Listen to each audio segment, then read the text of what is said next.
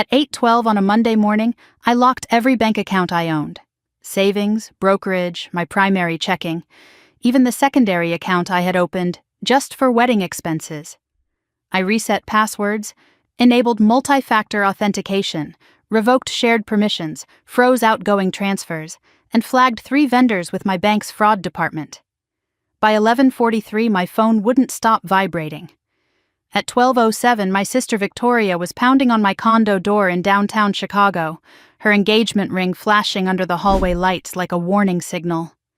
"You ruined my wedding!" she screamed the moment I opened it. Ethan stood behind her, jaw tight, eyes darting.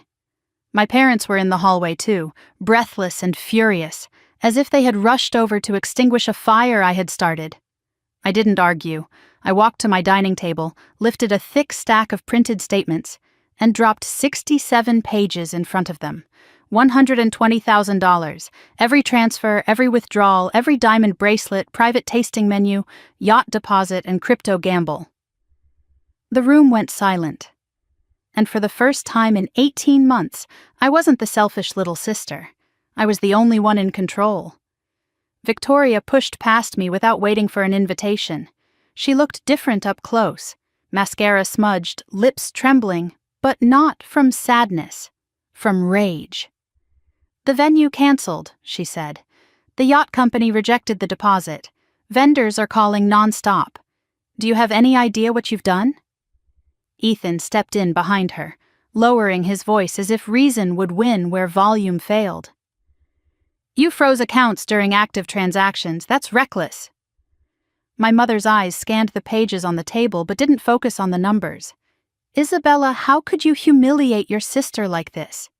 Humiliate. That word echoed in my head. I pulled out a chair and sat down slowly. "Do you know how much has been withdrawn?" My father frowned. "You agreed to help with the wedding." "I agreed to limited access," I said. "Not unlimited withdrawal." Victoria grabbed the top sheet. "This isn't what it looks like." "Then explain it," I replied evenly. She flipped through the pages, her confidence cracking with every highlighted line. Emerald Coast Consulting, $12,000, a vendor that didn't exist in any business registry I could find. Ethan avoided looking at that page. "Crypto exchange transfer," I continued, tapping another section. $7,500 at 2:14 in the morning, another for $15,000, and another. "It was an investment," Ethan snapped. "You work in finance. You understand leverage." "I understand documentation," I said. My father picked up one page, squinting at the totals. "This can't be right." "It is," I said. 18 months, $120,000. Victoria's voice shifted from fury to accusation. "You're doing this because you're jealous. You've always resented that I—" "That you what?" I asked quietly. She didn't finish the sentence, because we both knew the rest, that she was the golden child, the one who could make mistakes and still be applauded, the one whose risks were called passion, whose chaos was called creativity. And I was the stable one, the reliable one, the one who could absorb the cost. Ethan finally spoke again. "You're overreacting. We were consolidating expenses. Weddings are complicated." "So are forged signatures," I said. The word landed harder than any number. My mother inhaled sharply. "Forged?" I pulled out another page from a separate folder and placed it beside the statements. Draft power of attorney, my name printed neatly at the top, a signature at the bottom that was not mine. The room felt smaller. Victoria's face drained of color. "That was precautionary. You've been stressed. We were just preparing in case I became unstable," I finished for her. Silence. Ethan looked at the floor. My father's hand trembled slightly over the paper. For a moment, no one spoke. The Chicago skyline shimmered through my windows behind them, bright and indifferent. "You were going to petition for temporary financial oversight," I said. "You discussed psychiatric evaluation in emails. You drafted co-ownership applications for my condo." My mother shook her head as if she could physically deny the words away. This is family. You don't take family to court. I didn't, I said. You brought court into my home the day you forged my name. Victoria's eyes filled with tears. You locked everything without warning. The yacht company called me screaming. Do you know how humiliating that is? I let that question hang. Do you know how humiliating it is to find a draft guardianship petition with your name on it? Do you know how humiliating it is to be introduced as the financial backbone of a wedding you never agreed to fund? Do you know how humiliating it is to sleep in your own guest room while your master bedroom becomes someone else's bridal suite? I locked my accounts, I said calmly. Because I am the primary owner, you had secondary access. That access is revoked, permanently. Ethan's jaw tightened. You can't prove intent. I met his eyes. I don't need intent. I have documentation. Victoria slammed the papers back onto the table. So what now? You're going to sue your own sister? Yes, I said. The word surprised even me with how steady it sounded. You have 30 days to repay the full amount, I continued. If not, I file civil litigation for financial fraud and identity misrepresentation. My father stared at me as if I had crossed some invisible line. You're choosing money over blood. No, I replied quietly. I'm choosing truth over manipulation. The argument fractured after that. Victoria shouted. My mother cried. Ethan muttered about lawyers and escalation.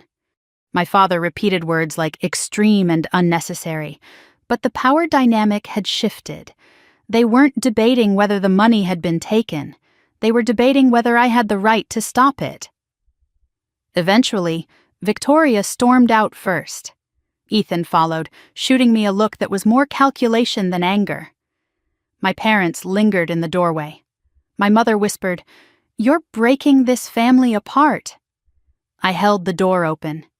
It was already breaking, I said. When the door finally closed, the silence inside my condo felt different. Not empty, controlled. I walked back to the table and ran my hand over the 67 pages. Venue deposit, $5,000. That was the first transfer, 18 months ago. At the time, it had felt small, temporary, sisterly. 3 months, that was the deal. They had needed a place to stay before the wedding, a short bridge between leases, a supportive gesture. I had just sold my startup equity stake. I had built my first serious investment portfolio. I was saving for a townhouse before I turned 33. I had space. I had stability. I had said yes. Because that's what good sisters do. I didn't know that yes would turn into shared account access. That shared access would turn into quiet transfers. That quiet transfers would turn into crypto losses, luxury rentals, and legal drafts with my forged signature. I picked up the top page again. $5,000. That was the first crack. Back then I hadn't seen it as betrayal. I had seen it as family. And that was my first mistake. 18 months earlier, the wire transfer hit my account on a Thursday afternoon. I was sitting at my desk in my condo, still in work clothes, when the notification popped up on my phone. The sale of my startup equity had finally closed. The number looked surreal for a second. More zeros than I'd ever seen attached to my name. It wasn't generational wealth. It wasn't private jet money. But it was enough. Enough to build a real investment fund. Enough to create a 6-month emergency reserve without anxiety. Enough to finally start looking seriously at townhouses in Evanston instead of just bookmarking them. For the first time at 32, I felt stable. Not lucky. Stable. I poured a glass of wine that night and sat on my balcony overlooking the Chicago skyline. The city lights flickered in the distance, and I felt something I hadn't felt in years. Control. My finances were clean. My accounts were organized. Every dollar had a purpose. That weekend, Victoria called. She didn't waste time with small talk. "We're engaged," she said, breathless and triumphant. I smiled despite myself. "Congratulations." Ethan came on the line seconds later, his voice smooth and confident. "We're thinking Napa, vineyard ceremony, something elegant." Napa. I did the math in my head automatically. Venue, catering, travel. Accommodations, designer gown, destination honeymoon. Elegant was expensive. A week later, we celebrated at a high-end steakhouse in River North. Victoria glowed across the table, diamond catching every reflection of candlelight. Ethan charmed the waiter, charmed my parents, charmed the entire room. He talked about entrepreneurial ventures, without ever specifying what those ventures were. He talked about timing, about market cycles, about opportunity. My father nodded approvingly. My mother squeezed Victoria's hand like she had just won something. I asked one practical question. "What's the budget?" Victoria waved it off. "It'll work itself out." Ethan grinned. "We're building a life. You can't nickel and dime vision." Nickel and dime vision. I sipped my wine and said nothing. 2 weeks later, Victoria called me again. This time she was crying. "Our lease is ending sooner than we thought," she said. "The landlord sold the building. We just need a place for a little while, 3 months max, until after the wedding." 3 months. It sounded reasonable, temporary, structured. Ethan chimed in from the background. "It would really help us stabilize. We don't want to rush into another lease before the wedding." That word again. Stabilize. My parents called that evening. "You have space," my father said. "It's just practical." "Family supports family," my mother added gently. "You've done so well. Now it's your sister's turn." I stood in my kitchen, staring at the marble countertop I had chosen myself, paid for myself. I valued my routines, my privacy, my order. But 3 months wasn't forever. "Okay," I said. 3 months! Victoria screamed in relief. "You're the best!" I didn't correct her. Move-in day came with suitcases, garment bags, and more wedding binders than I thought physically possible. Ethan brought expensive whiskey instead of rent money. "For the house," he said with a wink. It was my house. But I let that slide too. At first, it felt almost fun. Planning energy filled the condo. Fabric samples draped over chairs. Venue photos spread across my dining table. Victoria stood in my living room describing floral arches and string quartets. Ethan paced with his phone, negotiating with vendors. I tried to treat it like background noise. Then came the first ask. "We're just short on the venue deposit," Victoria said one evening, sitting across from me at the kitchen island. "5,000. We'll pay it back after the wedding gifts come in." 5,000 was manageable. Temporary. I transferred it from a secondary checking account I rarely used. Victoria hugged me like I had saved her life. A few days later, she approached me again, tone casual. "To make things easier," she said, "why don't we create shared access to a wedding expense account, just so we can track everything transparently?" The word transparently disarmed me. I opened a sub-account under my primary bank profile. I gave her secondary access with capped transaction limits. I explained the restrictions clearly. "This is temporary," I said. "Of course," she replied. That night, I received 2 small notifications, charges under $100 each. Vendor verification, Ethan explained when I mentioned it. They test the link before charging the full amount. It made sense. On paper, weeks passed. Wine tasting event for 20 guests. Designer gown alteration deposit. Luxury SUV rental for site visits. The numbers began climbing faster than I expected. At dinner one night, I asked lightly, "Do we really need this level of spending?" Victoria's smile tightened. "It's once in a lifetime." Ethan leaned back. "You've got this covered, right?" Covered. The word unsettled me. I hadn't agreed to cover anything. I had agreed to help. At 2:14 one morning, my phone lit up. Crypto exchange transfer, $7,500. I walked into the kitchen, heart pounding. Ethan sat at the counter with his laptop open. He didn't look startled to see me. "It's arbitrage," he said calmly. "Short-term opportunity. We'll flip it before the wedding." "You used the wedding account," I said. "It's all connected," he replied. The next day, I requested vendor invoices and real-time access to the crypto account. Victoria reacted immediately. "Do you think we're stealing from you?" The word stealing had never left my mouth, but it was clearly in hers. My mother called that evening. "You're making your sister feel humiliated," she said. Humiliated. The pattern was subtle, but it was there. Concern for her, correction for me. By the third month, there was no conversation about moving out. When I mentioned it gently, Victoria's eyes filled with hurt. "You don't want us here?" That wasn't what I had said, but it was what she needed to hear. 3 months became 4. 4 became 6. My master bedroom turned into her bridal planning suite. Dresses hung in my closet. My shoes were boxed and stacked in the guest room. Wedding invitations listed my condo address under their names. Packages arrived addressed to Ethan. One Sunday afternoon, I sat at my desk and exported the transaction history for the sub-account. I expected to see maybe $25,000 total. The number stared back at me. $28,000. In 6 months, more than double what I had mentally estimated. And several transfers routed through third-party processors instead of direct vendors. I searched one vendor listed as Emerald Coast Consulting. No business registration, no website, no LinkedIn presence. When I asked Ethan about it, he shrugged. "Private contractor," Victoria snapped. "Why are you auditing your own sister?" Auditing. Another word I hadn't used.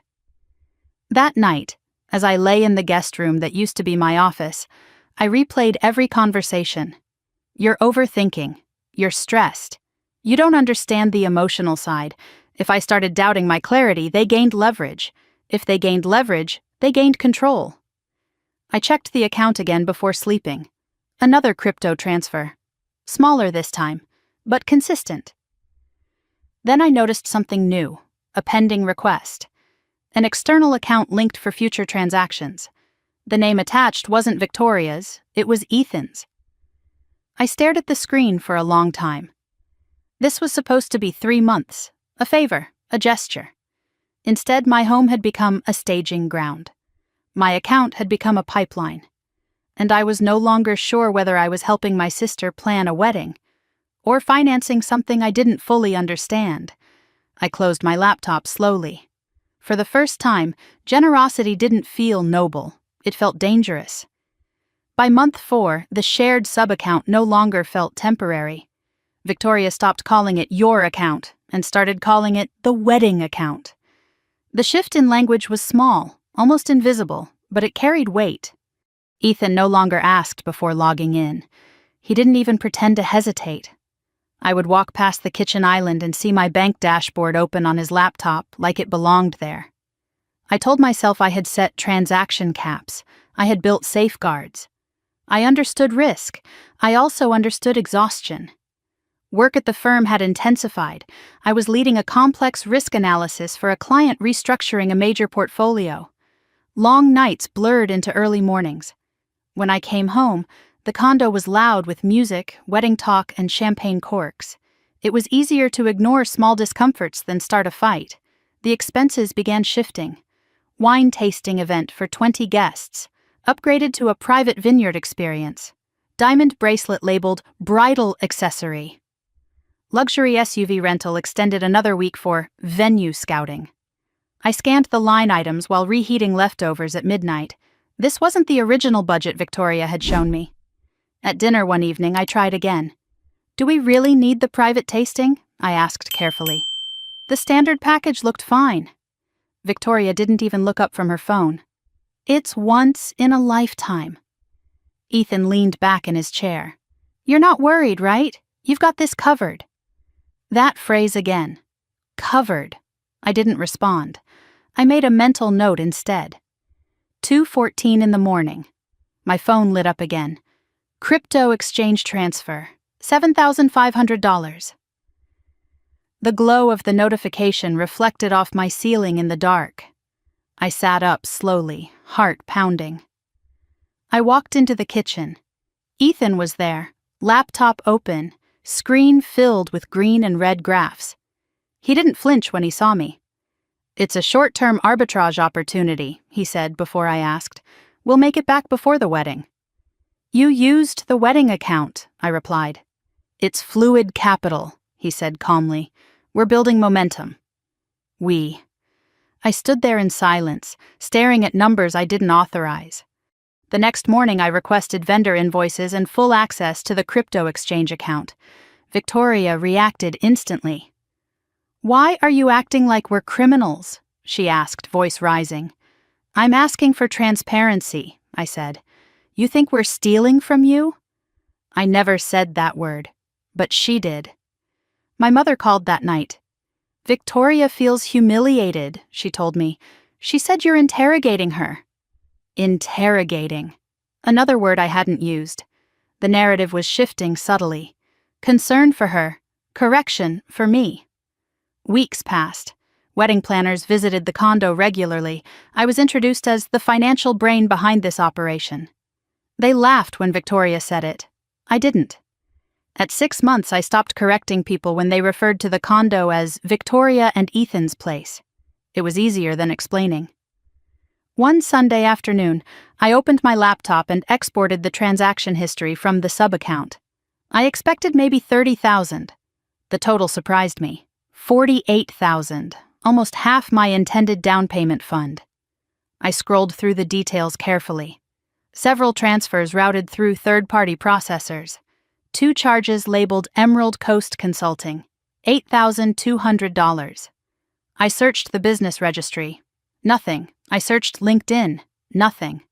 I typed the name into 3 different databases. No results. When I asked Ethan about it that evening, he shrugged. Private contractor, destination coordination. Victoria rolled her eyes. You don't need to audit every detail.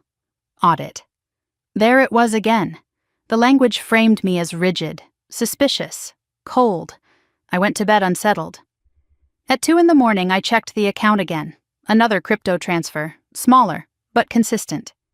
I began documenting everything, screenshots, timestamps, exported CSV files. I didn't accuse, I observed. One afternoon I came home early from work. The master bedroom door was open. My closet half emptied.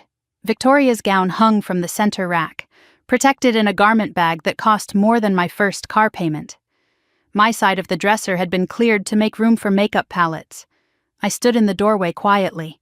This had been my room. Now it looked like a bridal showroom. Later that evening, at dinner, Victoria announced rehearsal dinner plans. My name appeared on the budget spreadsheet under remaining contribution. I hadn't agreed to that number. When I said so gently, my father spoke up over speakerphone. You're the most stable, he said. It makes sense. Stability equaled obligation.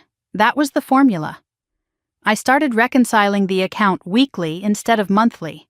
The total crossed 60,000, then 70. The numbers moved faster than conversations.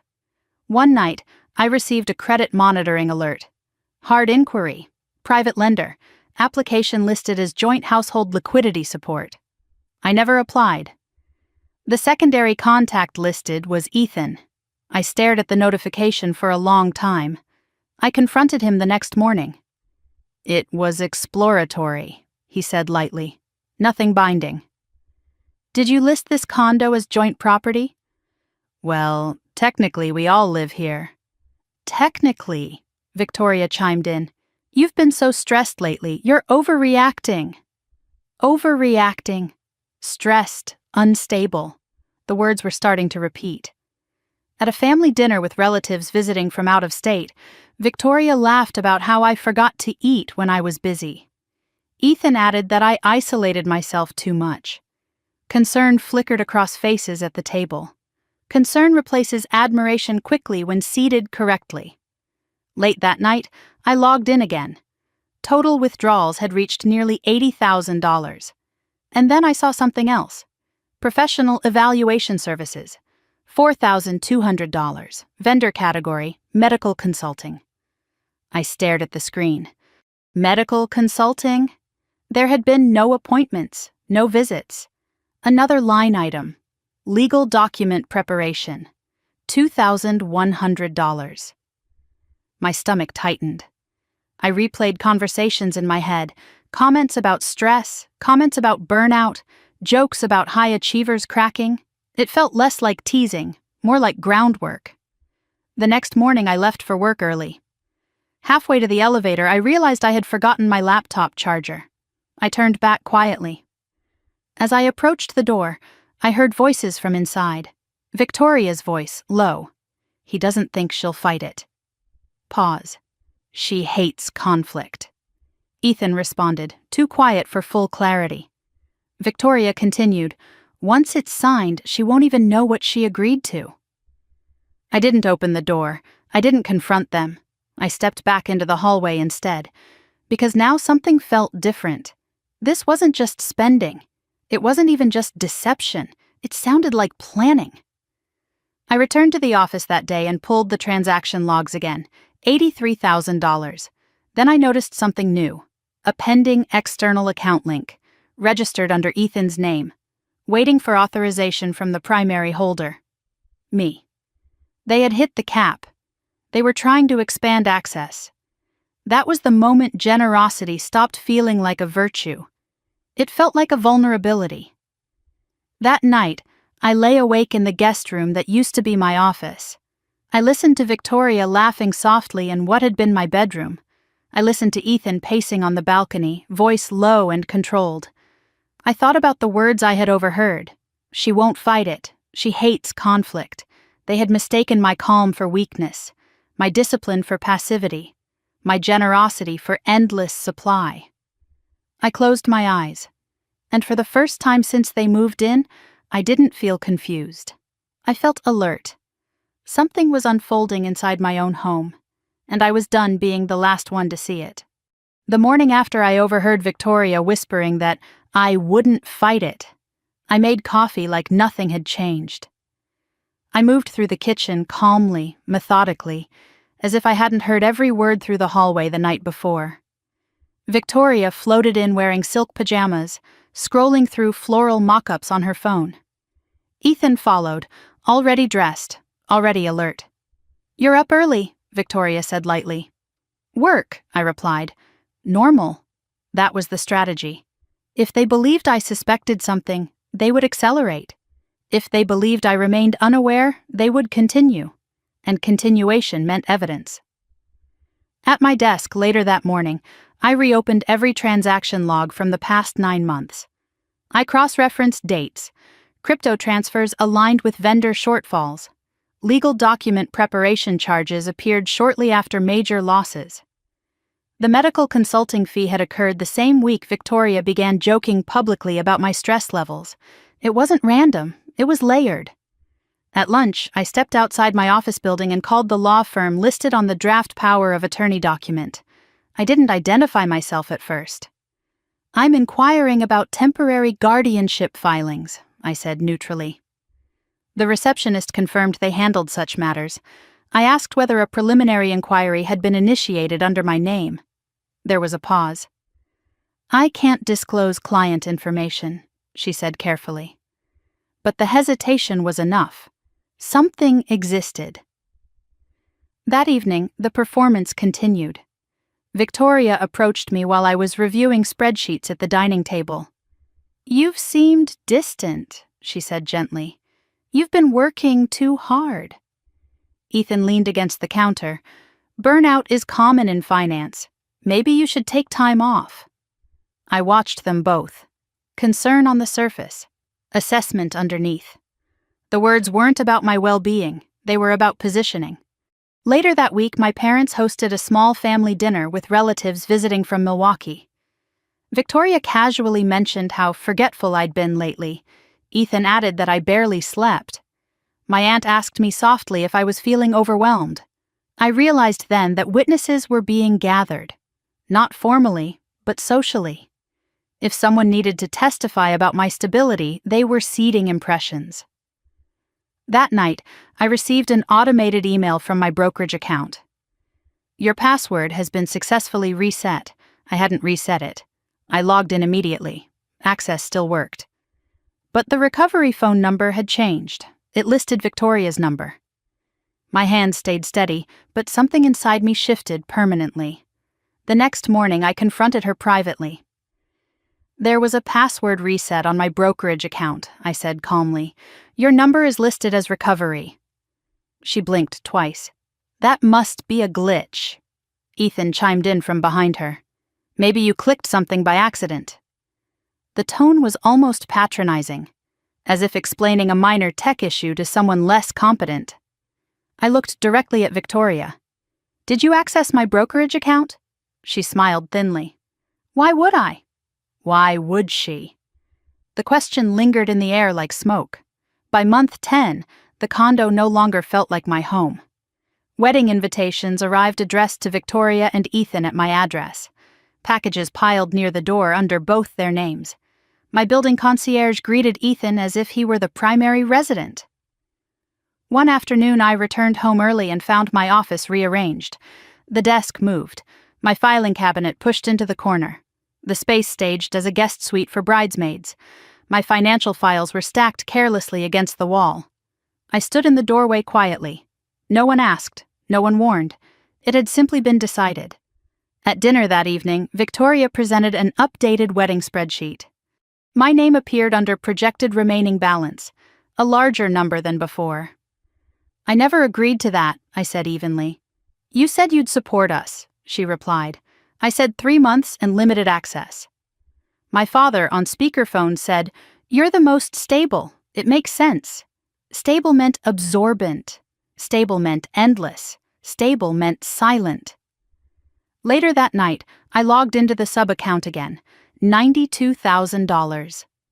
The total no longer startled me. It confirmed something. A pattern. Then I noticed a charge labeled Harbor Lock Storage. Monthly recurring. I searched the address. High-security storage facility downtown. Why would wedding planning require private storage? I didn't ask. Not yet. The next morning, while they were out meeting a florist, I walked into what used to be my bedroom. Victoria's vanity drawer was slightly open.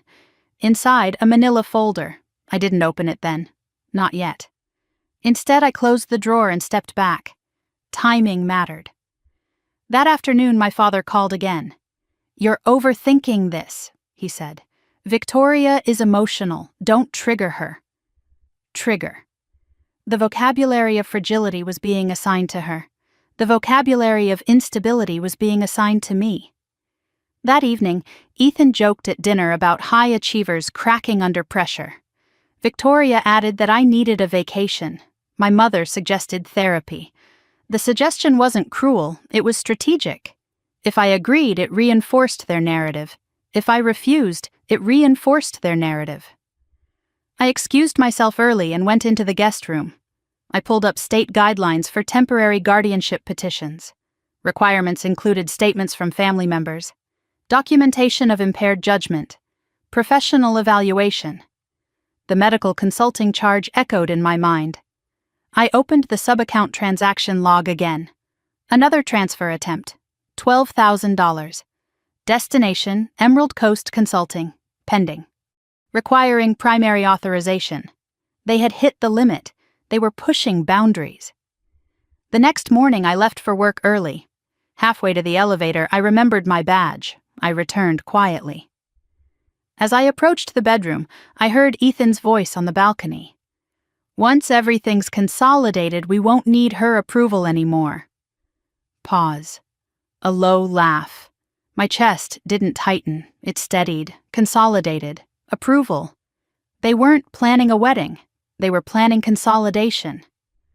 I stepped back into the hallway before they noticed me. I went to work, and for the first time since they moved in, I wasn't confused. I wasn't generous. I wasn't trying to keep peace. I was calculating. They thought I hated conflict. They thought I wouldn't fight. They thought stability meant compliance. They were wrong. That night, I sat alone at my desk and wrote 2 columns on a blank page. What they have: shared access, family narrative, assumed trust. What I have: primary ownership, transaction records, draft documents, time. I closed the notebook slowly. The condo was loud again with wedding talk and laughter drifting down the hallway. But something had changed. They believed they were building leverage. They didn't realize they were building evidence. And I was no longer the last person in the room to understand what was happening. I was the only one preparing for what came next. By month 10, I no longer corrected anyone when they referred to the condo as Victoria and Ethan's place. It was easier to let the words slide than to stop and reassert ownership every time. My master bedroom was permanently theirs now. The bridal suite, Victoria called it. My dresses were folded into storage bins in the second bedroom, stacked beside bankers' boxes filled with financial reports I no longer kept in the open. The closet that once held my structured blazers and neatly arranged heels now held a couture gown wrapped in white silk. I told myself it was temporary. Temporary had stopped meaning anything. The social shift happened gradually. Caterer tastings were hosted in my dining room without consulting me about scheduling. Wine vendors dropped off sample crates and addressed Victoria as the homeowner. Bridesmaids came and went, leaving champagne glasses on my coffee table and makeup palettes on my bathroom counter. One afternoon during brunch, Victoria introduced me to her friends as the financial backbone of this wedding. They laughed. I didn't. I had started reconciling transactions weekly instead of monthly. Late at night, after everyone else had gone to sleep, I would sit at the kitchen island with my laptop open, exporting statements and highlighting patterns. Charges were no longer isolated spikes. They were rhythms, large vendor deposits followed by crypto transfers within hours. Luxury travel holds followed by third-party processing fees. The numbers were accelerating, 80,000, 87, 91. My down payment fund was shrinking in ways I hadn't explicitly agreed to. One Tuesday afternoon, I received a credit monitoring alert. Hard inquiry, private lender. Application listed as joint household liquidity support. Joint household. My name was listed as primary applicant. Ethan's name appeared as co-resident. I stared at the screen for a long time. I had not signed anything. That evening, I confronted him directly. "There's a credit inquiry in my name," I said, keeping my voice level. He didn't look alarmed. "It was exploratory," he replied. "Just testing financing options." "You listed this condo as joint property." "Well, technically we all live here." "Technically?" Victoria stepped in before I could respond further. "You've been so defensive lately," she said softly. "It's not healthy." Defensive. The word settled into the pattern with the others. Stressed, overreacting, burned out. The vocabulary was consistent. That night I opened the account again. $98,000. And then I saw a new recurring charge. Harbor Lock Storage. Monthly, high-end secure storage facility downtown. I searched the address. Private climate-controlled units. Document security advertised on the website. Why would wedding decorations require secure document storage? I didn't ask yet. Instead, I saved the invoice. The emotional erosion became clearer during small moments. One evening, I came home from work early and found Victoria hosting friends in the living room, music playing, champagne open. As I stepped inside, the conversation paused. One of her bridesmaids looked at me and asked, "Isabella, could you grab more ice?" In my own kitchen. I walked to the freezer quietly. No one apologized. No one corrected the assumption. Later that night, I checked the transaction logs again. One line item caught my attention. Professional evaluation services. $4,200. Vendor category, medical consulting. There had been no doctor visits, no appointments. 2 days later, another charge appeared. Legal document preparation. $2,100.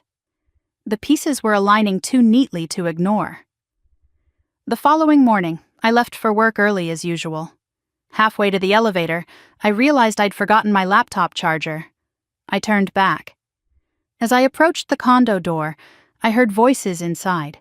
Victoria's voice was low. "He doesn't think she'll fight it." Pause. "She hates conflict." Ethan responded in a tone I couldn't fully hear. Victoria continued. "Once it's signed, she won't even know what she agreed to." My pulse slowed. Not quickened. Slowed. I stepped away from the door and took the elevator down without entering. At the office, I closed my door and opened every statement from the last 12 months. The cumulative total crossed $100,000. 103, 107, 111. It wasn't one reckless splurge. It was systematic, structured. I examined the timeline against their conversations about my stress. Each time I questioned spending, the narrative intensified. Each time crypto losses spiked, comments about burnout increased. They weren't just spending money, they were building context. Later that week, I came home unexpectedly in the middle of the afternoon. Victoria and Ethan had stepped out. The condo was silent.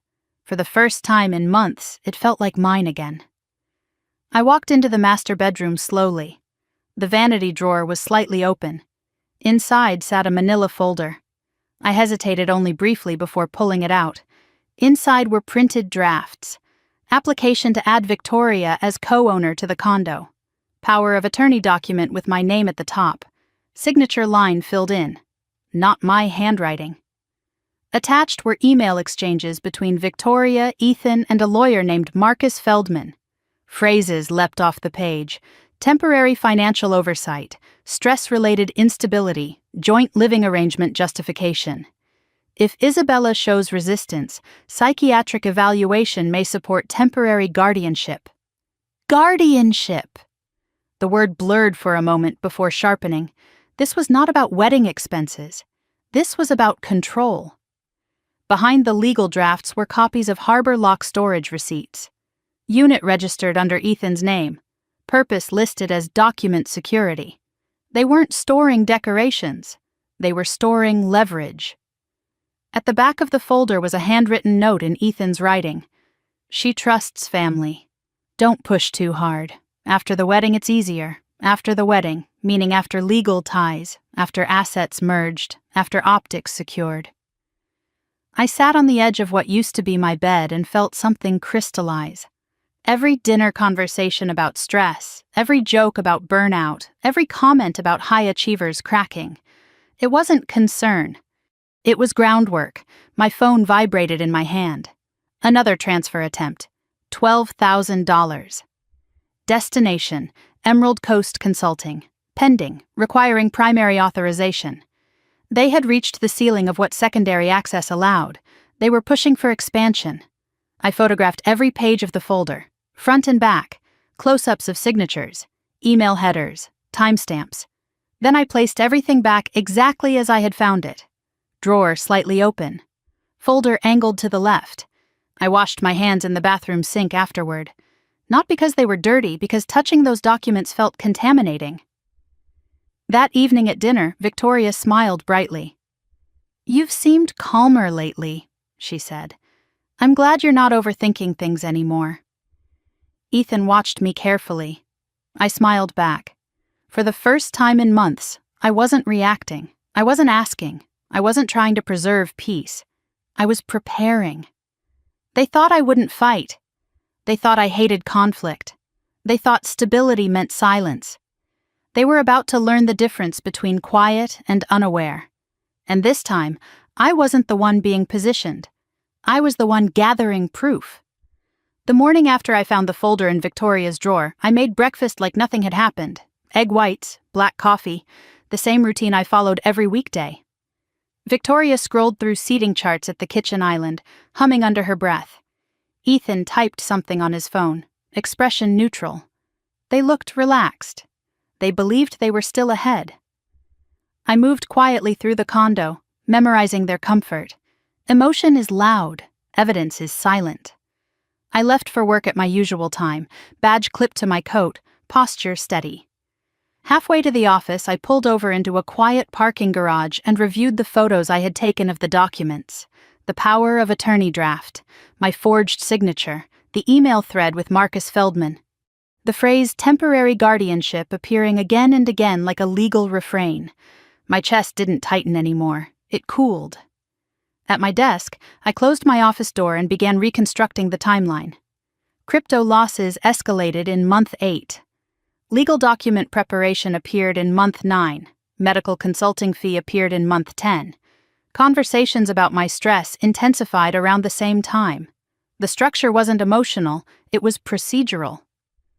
That afternoon, I called the law firm again, this time identifying myself. "I'd like to confirm whether any preliminary documents have been prepared in my name," I said calmly. There was a pause. "I'm sorry, I cannot disclose that information without a signed release," the receptionist replied. But the tone had shifted. There was recognition. Someone had discussed my name. That was enough. On my lunch break, I walked to the bank branch near my office. I requested extended transaction logs for the past 18 months.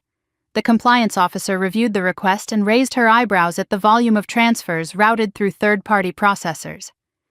"Did you authorize external wallet linking?" she asked. "No," I said. She flagged the account for internal review.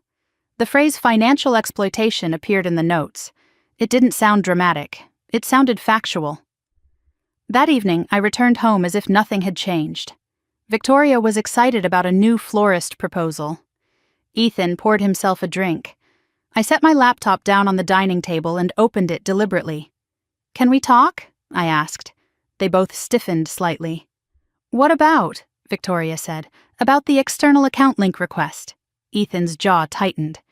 "It was exploratory." "And the power of attorney draft?" I asked quietly. Silence. Victoria blinked rapidly. "That was precautionary." "Precautionary against what?" "You've been overwhelmed," she said. "We just wanted to protect you." "Protect me." "With a forged signature?" I asked. "It wasn't finalized," Ethan said quickly. "But it was drafted," I replied. They exchanged a glance. There it was. The moment the performance cracked. "You're twisting this," Victoria said, voice rising. "We were planning responsibly." "You were planning consolidation," I said. The word hung between us. Consolidation. Ethan looked at me sharply.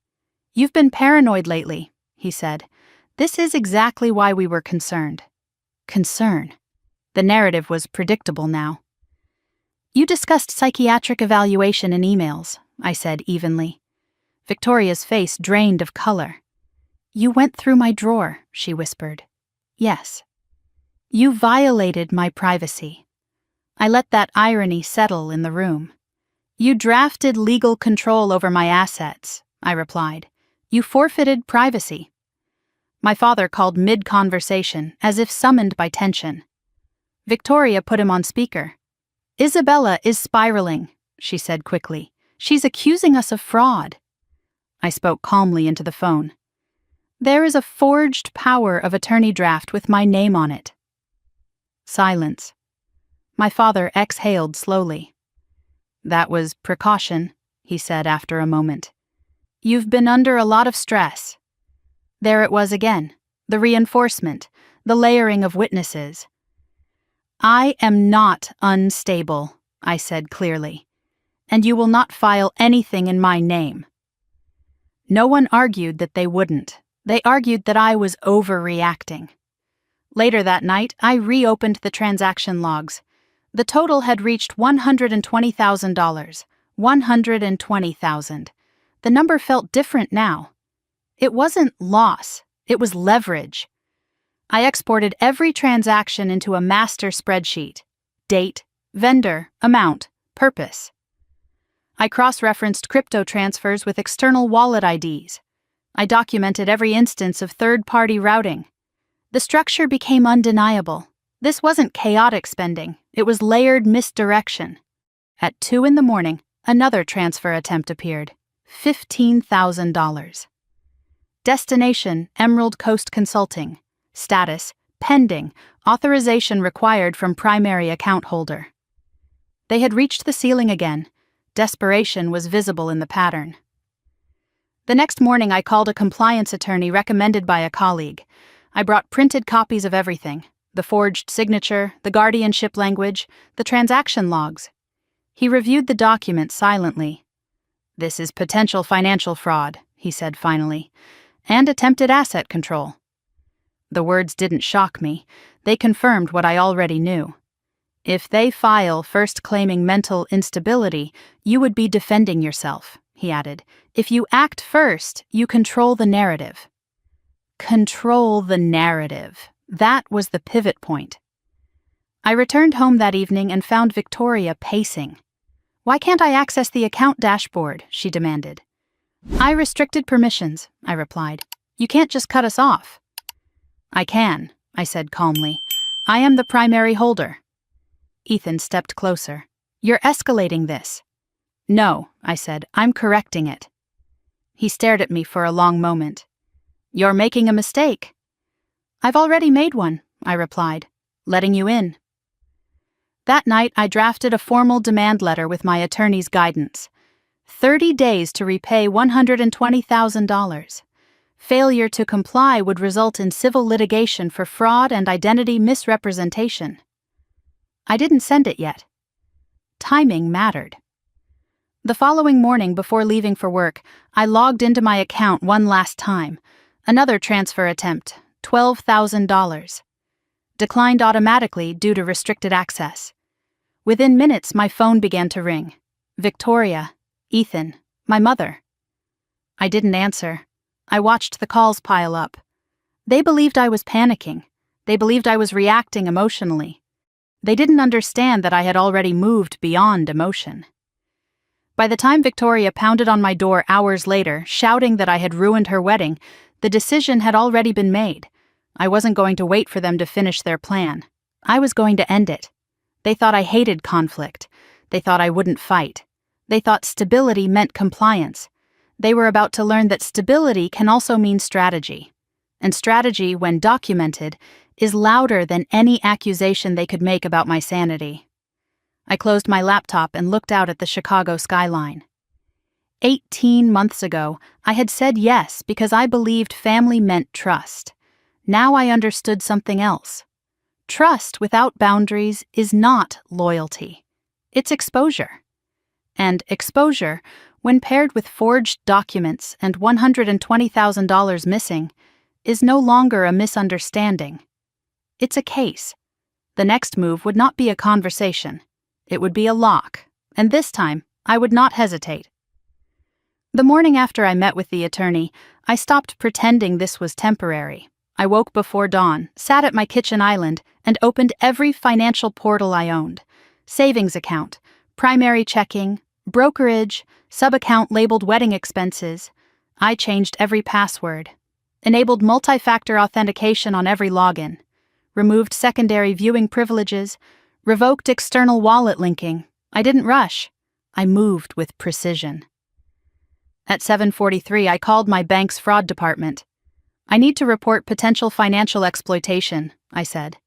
The representative's tone shifted immediately. She asked for dates, amounts, authorization history. I gave her everything. $120,000 over 18 months, repeated crypto transfers, third-party routing patterns, attempted expansion of transaction limits. She assigned a case number. The word official appeared in my mind like a door closing. After the call, I placed a full credit freeze across all major bureaus. Any new line of credit would require in-person verification with government identification. No more exploratory inquiries, no more technical glitches. Then I contacted building management. I need to confirm primary residency documentation, I said. They pulled up the file. Sole owner, Isabella Morgan. Secondary occupant access privileges had been logged for Ethan under temporary guest extension. I'm revoking that, I said. They asked if there was a dispute. There won't be for long, I replied. By 9 o'clock, every access point had narrowed. When Victoria woke and reached for her phone, the shift was immediate. I can't see the wedding account, she said from the bedroom. I restricted permissions, I answered from the kitchen. What do you mean restricted? It's no longer shared. She walked into the kitchen slowly. Her eyes scanned my face for hesitation. You can't just do that. I can, I said calmly. It's my account. Ethan appeared behind her. Why are you escalating this? He asked. I'm not escalating, I replied. I'm securing. He stepped closer. The yacht deposit bounced, he said. The venue called this morning. Why were you attempting a $15,000 transfer without my authorization? I asked. Silence. Victoria's face reddened. We needed to move quickly. You needed to ask, I said. My phone rang again. My mother. I let it go to voicemail. Within an hour, my parents were at the door. My father entered first, posture rigid. What is this nonsense? He demanded. You locked everything, my mother added. Victoria is hysterical. I placed a single sheet of paper on the table. The transaction summary total, $120,000. Do you know how much has been withdrawn? I asked. They stared at the number. That can't be accurate, my father said. It is, I replied. Victoria crossed her arms defensively. You agreed to support us. I agreed to limited access, I corrected. Ethan spoke quietly. You're making this about control. I am making it about control, I said. Mine. My father looked between us. You're overreacting. I am responding, I said. The bank called mid-argument. The compliance officer informed me that several transactions were being flagged for irregular routing. One vendor had no valid registration. Additional documentation might be required. I thanked her and hung up. The room felt heavier. Victoria's voice trembled. You reported us? I reported suspicious transactions, I said. You're humiliating me before my wedding, she snapped. I'm protecting my assets, I replied. Ethan's tone shifted. You can't prove intent. I don't need to, I said. I have documentation. Later that afternoon, after they left to cool down, I finalized the demand letter with my attorney. 30 days to repay the full amount. Failure to comply would result in civil litigation for financial fraud and identity misrepresentation. I printed the letter. I did not send it yet. I wanted them to attempt one more transfer. Documentation strengthens when behavior continues. At 5:30 that evening, I logged into the sub-account again. Another attempt, $12,000. Destination, Emerald Coast Consulting. Declined automatically. Secondary access suspended. My phone exploded within minutes. Victoria's voice came through the voicemail speaker. You ruined my wedding. Ethan followed with a text. Fix this now, my mother wrote. What are you doing to this family? I did not respond. At 6:15, the pounding on my door began. Victoria burst inside the moment I opened it. You did this, she said. Ethan stood behind her, face pale. My parents followed seconds later. The scene felt surreal. I walked to the dining table and placed the full 67 pages of statements in front of them, every transfer highlighted, every crypto exchange circled, every third-party vendor flagged. $120,000, I said. Silence fell like a physical weight. Victoria flipped through the pages rapidly. This isn't what it looks like. Then explain Emerald Coast Consulting, I said. Ethan didn't answer. I flipped to the legal document charges. Explain the power of attorney draft. My father's hand trembled slightly. You were going to petition guardianship, I continued. You discussed psychiatric evaluation. Victoria shook her head rapidly. It was precautionary. Against what? I asked. Against you losing control, Ethan muttered. I held his gaze. I never lost control. That was the difference. I had been generous, not incapable. Victoria's voice broke. You're destroying everything. No, I said quietly, I'm stopping it. My father finally spoke. You're choosing money over blood. I'm choosing boundaries over manipulation. The words surprised even me with their steadiness. I placed the printed demand letter on top of the statements. You have 30 days, I said. Full repayment, or I file. My mother gasped. You'd sue your own sister? Yes. The room felt smaller. Ethan stepped back slightly. Victoria's tears shifted from anger to fear. The narrative had changed. This was no longer a misunderstanding. It was documented. After they left, the condo fell silent. I gathered the papers slowly and placed them in a labeled folder. For the first time in months, I walked into the master bedroom without hesitation. I opened the closet. My side still held only storage bins. But the space felt different. Reclaimed. I sat on the edge of the bed and exhaled. They thought I wouldn't fight. They thought stability meant endless tolerance. They mistook calm for compliance. What they didn't understand was that discipline is not weakness, it is containment. And once containment breaks, it does not explode, it locks. The next move would not be emotional, it would be legal, and this time, I would not ask permission to protect what was mine. I did not sleep the night after they pounded on my door. I lay in the master bedroom, my bedroom again, and stared at the ceiling while the city hummed outside the windows. At 6 a.m, I got up and went straight to my desk. If they believed this was emotional, they were wrong. This was procedural. I opened every account I had ever linked to anything remotely shared. Primary checking, savings, brokerage, retirement portfolio, the sub-account that had once been labeled wedding expenses. I downloaded full transaction histories for the past 18 months, CSV files, PDF statements, raw data exports.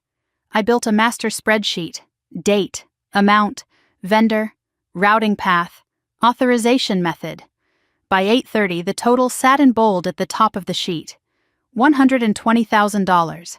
Not approximate, not exaggerated, exact. Every line item documented. Crypto transfers mapped to wallet IDs, third-party processors flagged. Storage unit payments categorized. Legal preparation fees separated into their own column. The pattern was undeniable. This was not overspending. It was strategic misuse. At 9:15, I called my attorney. "I'm ready," I said. He asked only one question. "Are you prepared for the consequences?" "Yes." We scheduled an in-person meeting for that afternoon. Before leaving, I called the bank's compliance division again. "I need to formally dispute a series of transactions and request an internal fraud review," I said. The representative pulled up my case number. She asked if I believed the transactions were unauthorized. "I believe access was abused," I replied. That phrasing mattered. She placed a temporary hold on the sub-account pending investigation. She also flagged prior login attempts from devices not previously registered to me. When she read the timestamps, I recognized them. 2 a.m, 3:15, weekends when I had been out of town for work conferences. My jaw tightened. At 10:42, I placed a credit alert confirmation into my records folder. At 11, I contacted the 3 major credit bureaus to verify the freeze had processed. No new lines of credit could be opened without direct in-person identity verification. At noon, my phone buzzed. "Victoria," I declined the call. Ethan followed with a text. "We need to talk before you make this worse." I didn't respond. By 1:30, I was seated across from my attorney in a quiet conference room.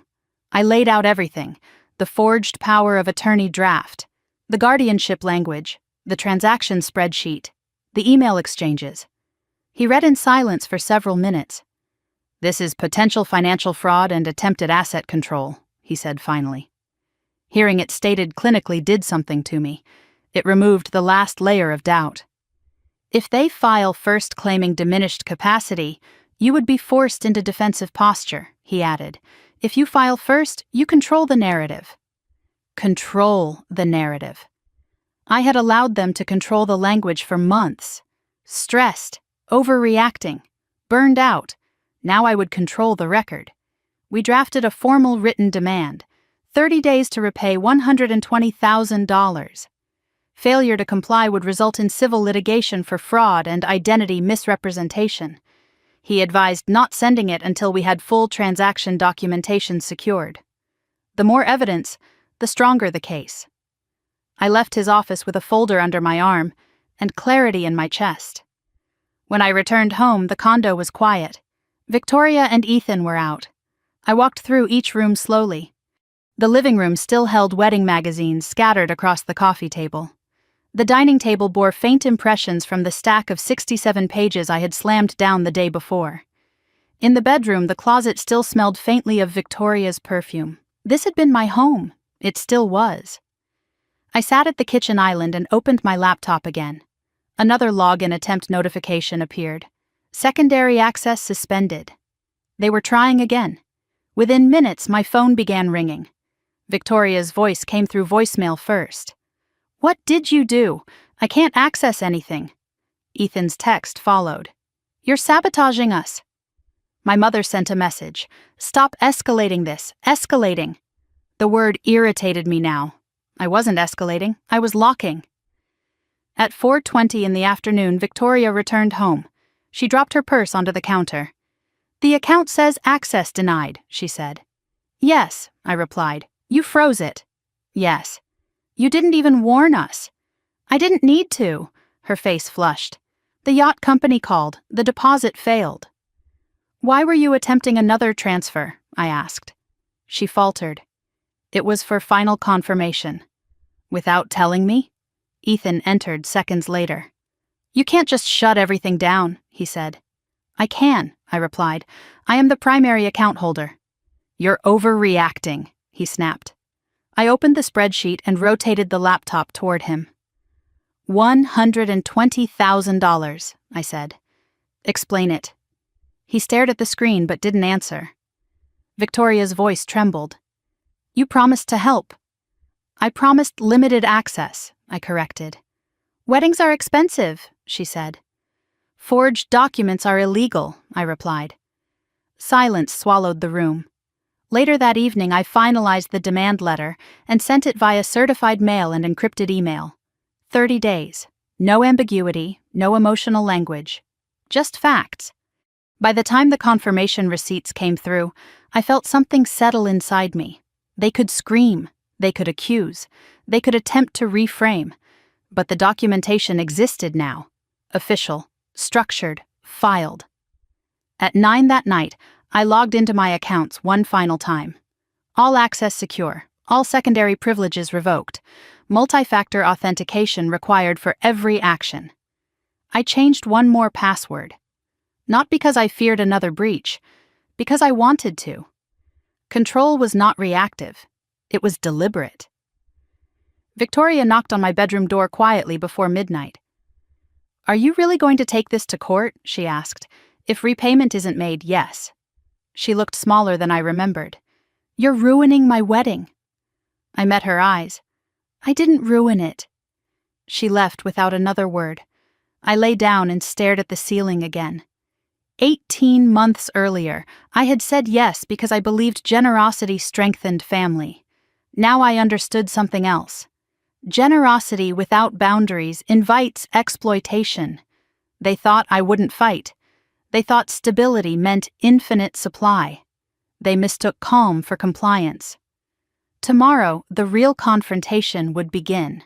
Not with shouting, not with accusations, with a case number. And once something becomes a case, it no longer belongs to emotion. It belongs to record. For the first time since they moved in, I felt no confusion, no hesitation, only resolve. The accounts were locked, and this time, so was the narrative. The certified mail receipt confirmed delivery at 10:17 in the morning. I watched the notification appear on my phone while sitting in my office conference room, sunlight cutting across the polished table in sharp lines. 30 days had officially begun. At 11:32, Victoria called. I let it ring. At 11:34, Ethan called. I let that ring too. By noon, my mother had left a voicemail thick with restrained panic. "Isabella, please don't do this publicly. We can talk." Publicly, as if the existence of documentation were the embarrassment, not the behavior. At 1:15, an email arrived from an unfamiliar address. Subject line, representation notice. Ethan had retained counsel. The message was concise. They disputed the characterization of fraud. They claimed verbal agreement for financial support. They suggested mediation. I forwarded the email to my attorney without comment. Within an hour, he replied, "We expected this." Of course we did. Narratives don't collapse quietly. They resist. When I returned home that evening, The condo felt different, quieter. Victoria sat at the kitchen island with red eyes and a glass of wine she hadn't touched. Ethan paced near the balcony, phone pressed to his ear. My parents were there too. The intervention had been assembled. My father stood when I walked in. "Sit down," he said. I didn't. "What do you want?" I asked. "Withdraw the letter," my mother said immediately. "We can handle this internally." Internally. 18 months of internal handling had led here. Victoria looked at me with something softer than anger. "You blindsided us," she said. "You forged my signature," I replied. Ethan ended his call and stepped forward. "There was no forgery," he said. "There was a draft." "A draft with my name signed," I corrected. He exhaled sharply. "You're framing this to look criminal." "It is criminal," I said. The word landed heavier than the previous ones. My father's jaw tightened. "You are going to destroy your sister's future." "I am protecting mine." Victoria's voice cracked. "You always do this." "Do what?" "Act like you're above us." I felt something inside me go still. "This isn't about superiority," I said quietly. "It's about ownership." Silence. Ethan broke it first. "If this goes to court, it becomes record. Employers see that. Banks see that. Everyone sees it." "Yes," I said. "And you're comfortable with that?"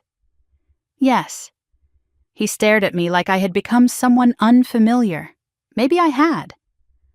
The next morning, I received a formal mediation proposal. They offered partial repayment, $35,000, in exchange for withdrawing all allegations of fraud. I read the number twice, 35,000, not even half, not even close. I called my attorney. "We decline," I said before he finished explaining the strategy. He didn't argue. He knew me well enough now. By midweek, something shifted in the household. Victoria stopped arguing. She started crying. Not performative tears, quiet ones. Ethan grew sharper, more agitated, phone calls in the hallway, doors closing harder than necessary. I overheard him one evening. "If she files, discovery will expose everything." Victoria whispered something I couldn't hear. "Expose everything." The phrase lingered. The following afternoon, I received a call from the bank's compliance officer. Several flagged transactions were now under formal review. One vendor, Emerald Coast Consulting, had no registration record in Illinois or California. Funds had been routed through an intermediary account tied to a private crypto wallet. The wallet ID matched one connected to Ethan's device logins. I thanked her calmly. After hanging up, I sat very still. Evidence was no longer circumstantial. It was technical. That evening, I placed a printed summary of the bank's findings on the dining table. Victoria saw it first. "What is that?" she asked. "Compliance review summary," I said. Ethan read it next. His face paled slightly. "You went to the bank?" he asked. "Yes. You reported me. I reported suspicious transactions." My father arrived an hour later, summoned by panic. He read the summary and went silent. "This is escalating beyond family," he said finally. "It already was," I replied. Victoria's tears came faster now. "I never meant for this to spiral," she whispered. "Spiral." The language shifted again, from control to chaos, from planning to accident. "You discussed guardianship," I reminded her. "That was Ethan's idea," she said quickly. Ethan's head snapped toward her. The fracture widened in real time. "So now you're blaming me?" he demanded. "You said it was protective," she shot back. "It was strategic," he corrected without thinking. The word hung in the air like a confession. Strategic. My father looked at Ethan differently after that. Not like a son-in-law, like a liability. 2 days later, another email arrived from Ethan's attorney. Revised settlement proposal, $70,000, structured payments, confidentiality clause, no admission of wrongdoing, closer, still incomplete. I declined again. If the amount wasn't whole, the record would be. By the end of the week, the condo felt like a pressure chamber. Victoria barely spoke. Ethan moved with restless energy. My parents oscillated between pleading and silent resentment. Saturday afternoon, Victoria asked if we could talk alone. We sat in the living room where she had once planned her dream wedding. "I didn't think you'd actually file," she admitted. "I will," I said.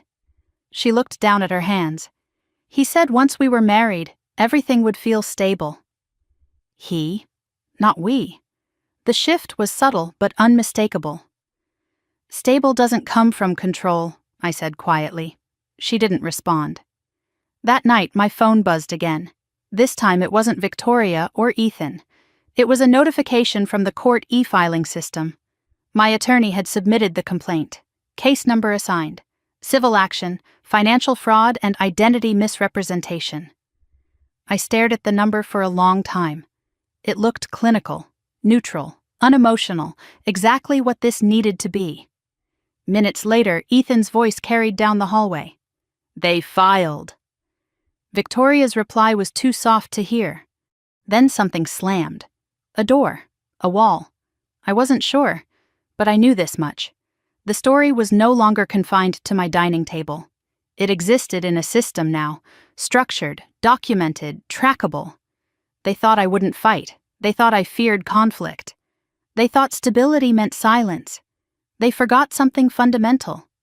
I work in risk analysis. And once risk is quantified, it doesn't intimidate. It informs action. As I turned off the lights that night, the condo no longer felt invaded. It felt transitional. The wedding was unraveling. The narrative was shifting. And for the first time since they moved in, I was not reacting. I was leading. Tomorrow they would wake up not as victims of my overreaction, but as defendants in a documented case. And that changes everything. The summons was served on a gray Wednesday afternoon. I wasn't home when the process server knocked, but building security called me immediately. "There's a courier asking for Victoria Morgan and Ethan Blake," the concierge said. "Legal documents." "Let them up," I replied. By the time I returned from work, the condo was thick with tension. Victoria sat frozen on the couch, the envelope open on the coffee table in front of her. Ethan stood by the window, jaw clenched, reading the complaint for what must have been the 10th time. My parents were already there. Of course they were. "This is unbelievable," my father said the moment I stepped inside. "No," I replied evenly, "it's documented." Victoria's eyes were swollen. "You actually filed," she whispered. "Yes." Ethan looked at me sharply. "You're alleging fraud." "I am alleging documented financial misuse and identity misrepresentation." "You're destroying us," he snapped. "I am protecting myself." He stepped closer, lowering his voice. "You don't understand what discovery will expose." "I do," I said. "That's the point." Silence followed. For the first time, no one accused me of overreacting. They were reading the language. Count 1, financial fraud. Count 2, identity misrepresentation. Count 3, attempted asset control through forged documentation. The words were clinical, cold, impossible to reframe as sibling misunderstanding. Victoria's hands trembled. "You could have handled this privately," she said. "I tried," I replied. 18 months of quiet tolerance, 9 months of subtle warnings, weeks of escalating access attempts. Privately had not worked. Ethan threw the complaint back onto the table. "You have no proof of intent." I walked to my desk and returned with a printed compliance summary from the bank. Crypto wallet linkage logs, third-party routing patterns, login timestamps from devices registered to Ethan. I placed them beside the complaint. "Intent will be determined," I said. He didn't respond. That night, the first visible crack appeared. Ethan's phone rang constantly. He took calls on the balcony, pacing. His tone shifted from confident to strained. Victoria stayed silent. The next morning I woke to raised voices. "You told me it was contained," Victoria hissed. "It was until she escalated," Ethan shot back. She didn't escalate, she said quietly. She locked what was hers. The difference in language mattered. I made coffee without acknowledging them. By noon, my attorney emailed an update. Ethan's counsel had requested expedited mediation. Now. Not 30 days. Now. Fear changes pacing. That evening, the Vineyard venue called Victoria directly. The deposit was frozen pending payment confirmation. Without immediate funds, the date would be released. Victoria stared at her phone as if it had betrayed her. "This can't be happening," she whispered. "It is," Ethan muttered. My mother arrived again. "She's heartbroken," she told me. "Is this worth it?" I didn't answer immediately. I looked at Victoria sitting on my couch, in my condo, with a complaint bearing my name on the header. "It's not about worth," I said finally. "It's about boundary." My father rubbed his temples. "This will follow the family forever." No, the documentation would. The behavior had already followed us. The next day, something shifted again. The yacht company canceled the reservation entirely. The florist withdrew due to uncertainty of payment. Bridesmaids began texting Victoria quietly, asking what was going on. Narratives spread quickly. By Friday afternoon, Ethan received a separate notice. The court had authorized preliminary document preservation. He was legally required to retain all financial communications. He read the email twice. "You're serious about this," he said. "I was serious 18 months ago," I replied. That night, Victoria knocked on my bedroom door. She didn't come in. She stood in the hallway, smaller than I had ever seen her. "I didn't think you'd actually choose court over me," she said. "I didn't think you'd choose control over me," I answered. Her eyes filled. "It wasn't like that. It was exactly like that." She didn't argue. She went back to the master bedroom and closed the door softly. Saturday morning, Ethan packed a suitcase. Not dramatically, not angrily, quietly.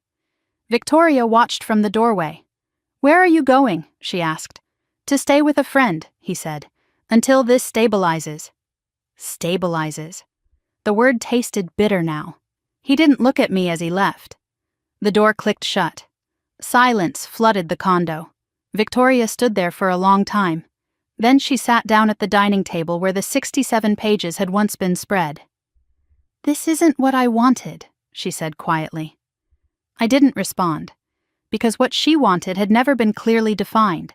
Status, security, admiration, those are fragile foundations. By Monday, Ethan's attorney submitted a revised proposal. Full repayment over structured installments. No confidentiality clause. No demand to withdraw fraud language. That was new. My attorney called me. "They're feeling pressure," he said. "I know," I replied. Victoria approached me later that evening.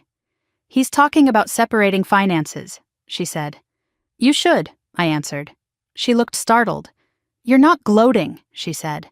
"I'm not winning," I replied. "I'm correcting." That night, I walked into the master bedroom fully. No hesitation. I opened the closet. The gown still hung there. White, untouched. The wedding binder sat on the dresser. I closed it gently.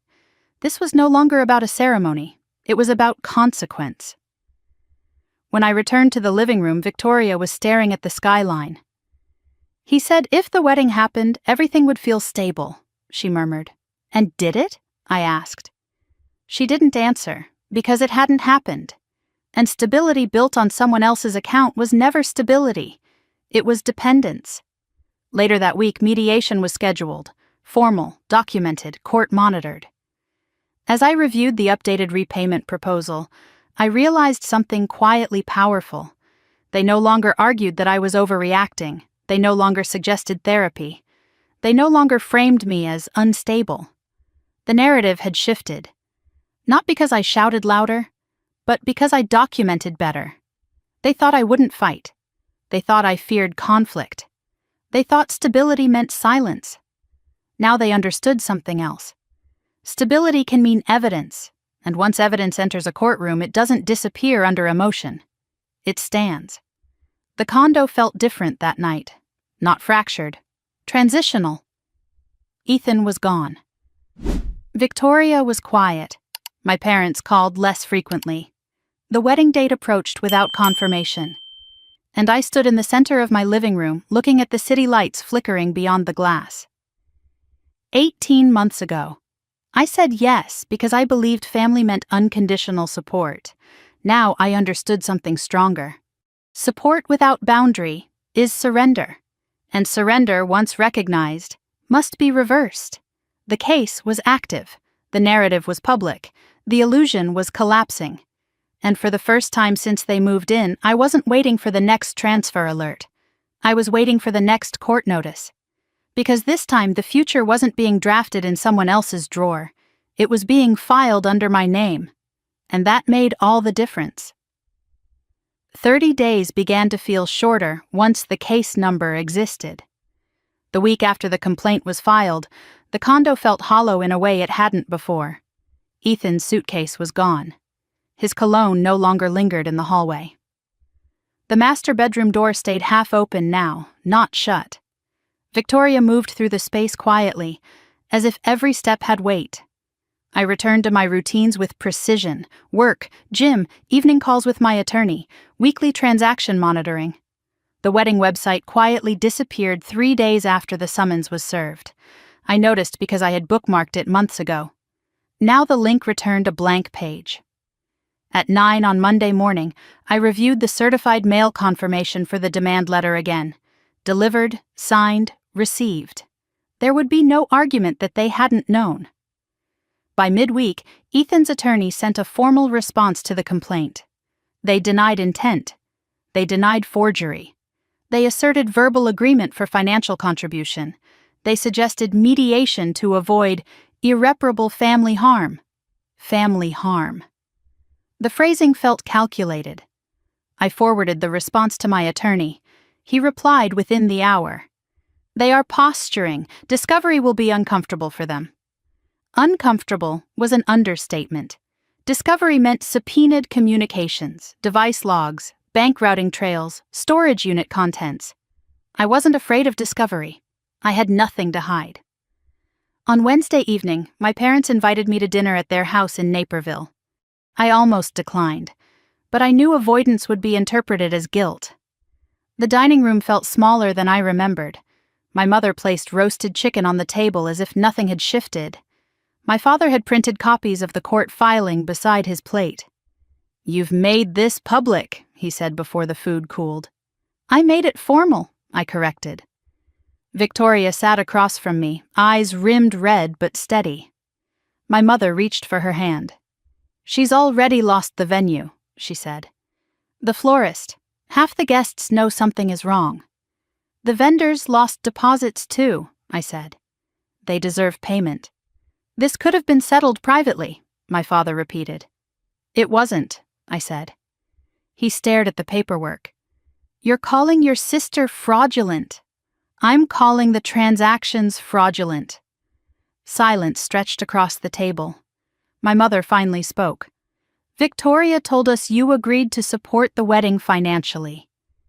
"She told you," I replied. "Did you ask me?" My father's jaw tightened. "We trusted her." There it was. The hierarchy made visible. Trust had never flowed evenly. "You trusted her," I said quietly. "You expected me to absorb." Victoria looked up sharply. "That's not fair." "Neither was forging my name," I replied.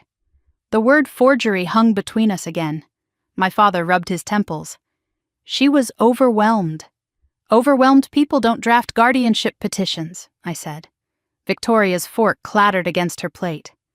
"That was precaution," she whispered. "Against what?" I asked. My mother's eyes filled. "You've seemed distant for months," she said.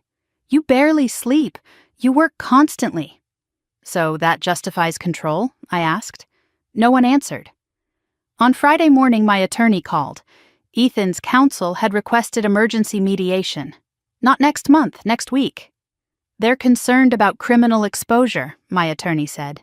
Criminal. The word shifted the room inside my chest. I hadn't filed criminal charges. But bank compliance reports had language that could trigger referral. The pressure was no longer abstract. That afternoon, I received another call from the bank. The internal review had identified 3 transfers routed through an intermediary account tied to a crypto exchange wallet registered under Ethan's email. The timestamps aligned with his login attempts. I thanked the compliance officer. I asked for written confirmation. By evening, the email arrived. Official, structured, traceable. When I walked into the condo that night, Victoria was sitting at the kitchen island staring at her phone. "He moved out for good," she said quietly. I didn't ask who. I already knew. "He said this isn't survivable," she added. I placed my bag on the counter. "Is it?" I asked. She looked at me, tears welling but controlled. "He said if we had just secured everything before you noticed, none of this would have happened." Secured everything. The phrase confirmed more than she realized. "So he knew," I said. She didn't respond. She didn't need to. Saturday afternoon, I received a voicemail from Ethan directly, not his lawyer, him. "We can fix this," he said. "We can reach an agreement. It doesn't have to destroy anyone." Destroy. The vocabulary always implied I was the aggressor, as if documentation were violence. I did not return the call. Instead, I printed the bank's compliance summary and added it to the case file. By Sunday evening, Victoria packed 2 suitcases, not for a honeymoon, for relocation. She was moving into a smaller apartment in Lincoln Park. My parents helped her carry boxes. I stood in the doorway and watched quietly. "You're happy about this," my mother accused softly. "No," I said. "I'm resolved." Victoria paused before leaving. "Is there any way to stop this?" she asked. "Yes," I said. "Repay what was taken." She hesitated. "It's not all still there." "I know." She left without another word. The condo felt cavernous after the door closed. 18 months of noise evaporated into stillness. I walked through each room slowly. The living room was empty of bridal magazines. The master bedroom closet held only my clothes again. The kitchen counters were clear. I sat at the dining table where the 67 pages had once been spread. 30 days. That was the window. By Tuesday, mediation was confirmed. Formal, recorded, structured. Ethan's counsel sent a revised proposal. $80,000. Structured payments over 2 years. No admission of wrongdoing. Closer. Still incomplete. I called my attorney. "We proceed," I said. "Are you certain?" he asked. "Yes." Because this was no longer about money alone. It was about precedent. On Thursday evening, my father called. "Your sister is in pieces," he said. "She should be," I replied. "That's cruel." "No," I said quietly. "It's consequence." There was a long silence on the other end of the line. "You've changed," he said. "No," I answered. "I've stopped absorbing." When I hung up, I felt no guilt, only clarity. 30 days were moving quickly. The illusion of a wedding had collapsed. The illusion of unlimited access had collapsed with it. They thought I wouldn't fight. They thought I feared conflict. They thought stability meant endless tolerance. Now they were learning something else. Stability can also mean endurance, and endurance, when paired with documentation, does not break under pressure. It waits. The mediation date approached. The case file thickened, and for the first time since this began, I wasn't bracing for impact. I was watching the structure they built collapse under its own weight. 30 days. And this time, I was not the one running out of options. Mediation was scheduled for 9 o'clock on a Thursday morning. I arrived 10 minutes early, folder in hand, posture steady. The conference room was neutral, long table, glass walls, muted carpeting designed to absorb conflict. Ethan was already there with his attorney. He looked thinner, less polished. The confidence he once carried like a tailored suit now hung loosely around him. Victoria arrived a few minutes later with separate counsel. That detail mattered, separate. She didn't sit beside him. She chose a chair across from me. The mediator, a woman in her late 50s with sharp eyes and an even sharper voice, began by outlining the structure. This is a civil dispute regarding alleged financial fraud and identity misrepresentation, she said calmly. We are here to determine whether settlement is possible before litigation proceeds. The words fraud and misrepresentation sat on the table like visible objects. No one flinched. We began with numbers: $120,000, total documented withdrawals over 18 months. Ethan's attorney argued verbal consent. He referenced shared living arrangements. He suggested familial understanding. My attorney slid the transaction spreadsheet across the table, color-coded, time-stamped, highlighted. Consent does not extend to forged signatures, he said quietly. Victoria stared at the table. Ethan shifted in his chair. The mediator turned to him.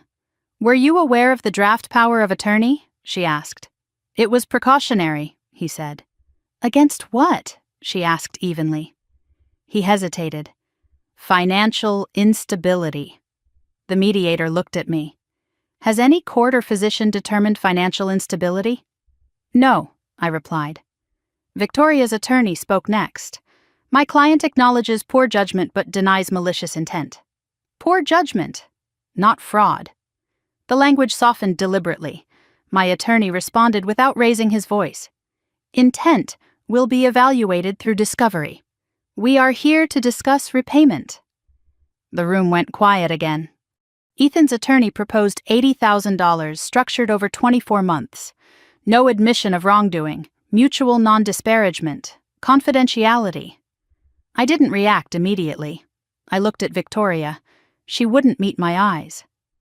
That does not cover the full amount, my attorney said. Ethan's attorney leaned forward.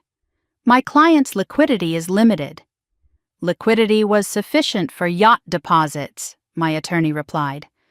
The mediator raised a hand. Let's focus. We broke into separate caucuses. In my private room, my attorney closed the door and exhaled slowly. They are worried about criminal referral, he said. Bank compliance reports are serious. I nodded. I want full acknowledgement in writing, I said. Not emotional apology, legal acknowledgement. He studied me. You're certain you want the record? Yes. This was not about vengeance. It was about permanence. In the other room, voices rose faintly. I recognized Ethan's tone. Defensive, tight. An hour later, we reconvened. Ethan avoided looking at Victoria. The mediator spoke carefully.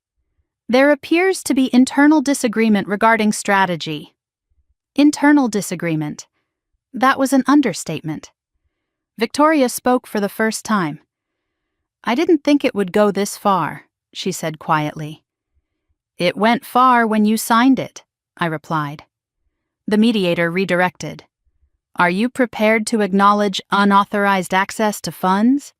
Ethan's attorney stiffened. My client does not concede fraud. Victoria's attorney looked at her. She swallowed. I authorized transactions beyond agreed limits, she said slowly.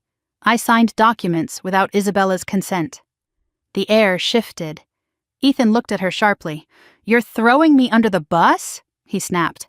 I'm telling the truth, she said. That was the first time she had used that phrase. Truth. The mediator leaned forward. Is there a path to structured repayment with acknowledgement of unauthorized access?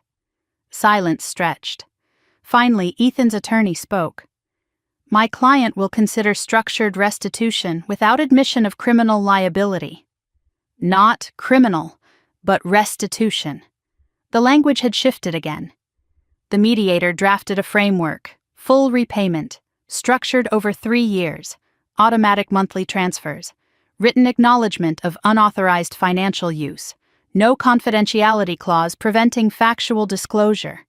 The acknowledgement mattered most. Ethan's face hardened. This will follow me, he said. Yes, I replied quietly, because actions do. Victoria's eyes filled with tears. I was scared, she whispered. Of what? I asked. Of not having enough, she said. Enough status, enough security, enough admiration. Fear had driven her, but fear does not erase consequence. After 5 hours, the outline was drafted, not signed yet, but real.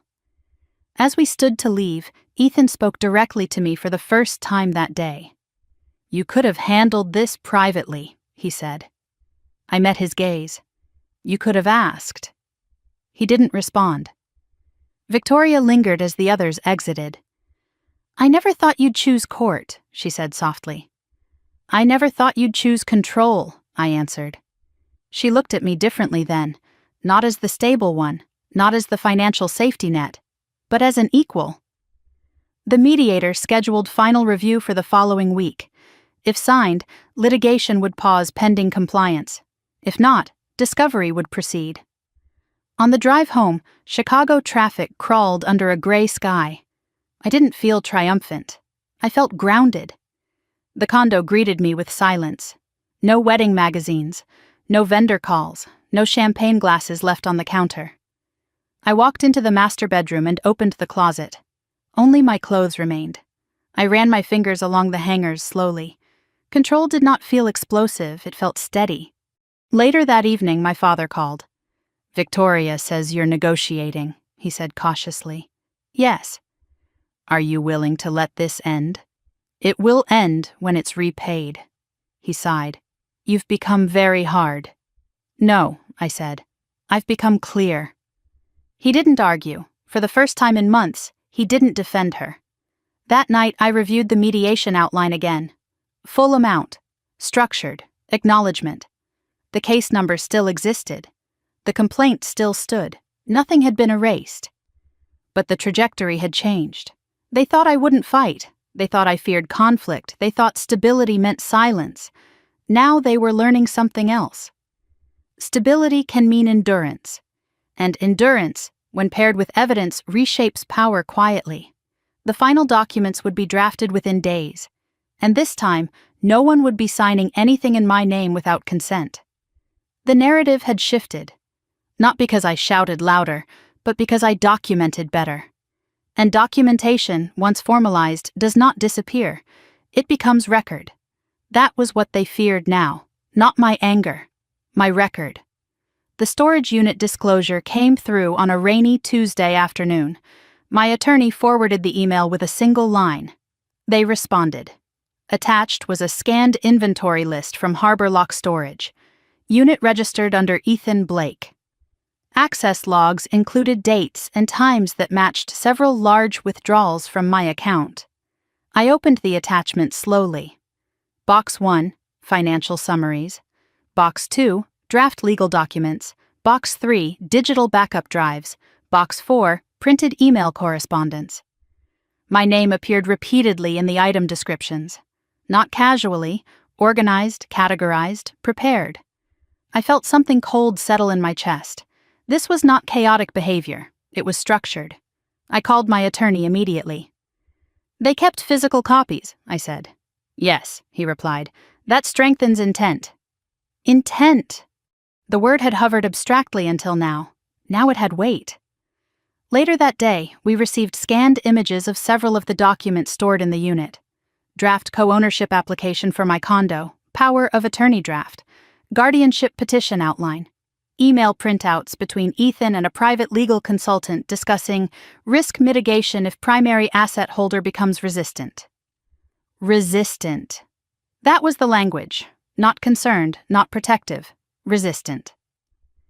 In one email, Ethan wrote, "Once consolidation occurs post-wedding, exposure decreases. Post-wedding, consolidation, exposure."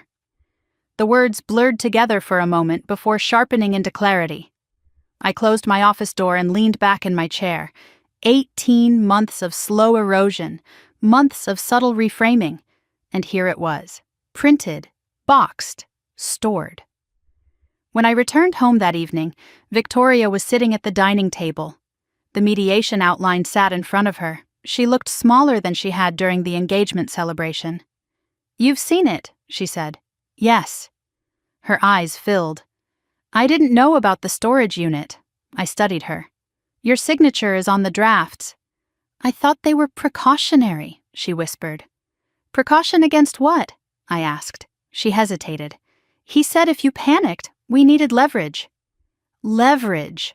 The word landed with quiet violence. "So, I was a risk to be managed," I said. No, she said quickly. You were stressed. There is a difference between stress and instability, I replied. She looked at the floor. I didn't think it would go that far. But it had. The next morning, Ethan's attorney requested an urgent conference call. My attorney and I joined from his office. Ethan's voice was tighter than usual. You're mischaracterizing stored documents, he said. They were strategic planning materials. For what? My attorney asked. Asset protection, Ethan replied. For whom? My attorney pressed. Silence. The call ended without resolution. An hour later, the mediator contacted us. Given the new evidence, she suggested accelerating settlement finalization. Discovery would expose everything, publicly, formally, with subpoenas. The pressure had shifted. By Friday afternoon, a revised settlement draft arrived. Full repayment acknowledged. Structured over 36 months. Automatic wage assignment clause. Written acknowledgement of unauthorized financial activity. Not fraud, but unauthorized activity. It was closer. I sat alone in my living room and read every line carefully. The acknowledgement paragraph stood out. Respondents acknowledged that funds were accessed and utilized beyond the scope of originally agreed permissions. It wasn't poetic, it was factual. That mattered. Victoria knocked softly before entering. I'm signing, she said quietly. You understand what that means? I asked. Yes. Ethan, she swallowed. He doesn't want to. Will he? She nodded slowly. He doesn't have a choice. Choice. The word felt ironic. For 18 months, I had been the one without it. Now the balance had shifted. That evening, my parents came over. Not angry this time, worried.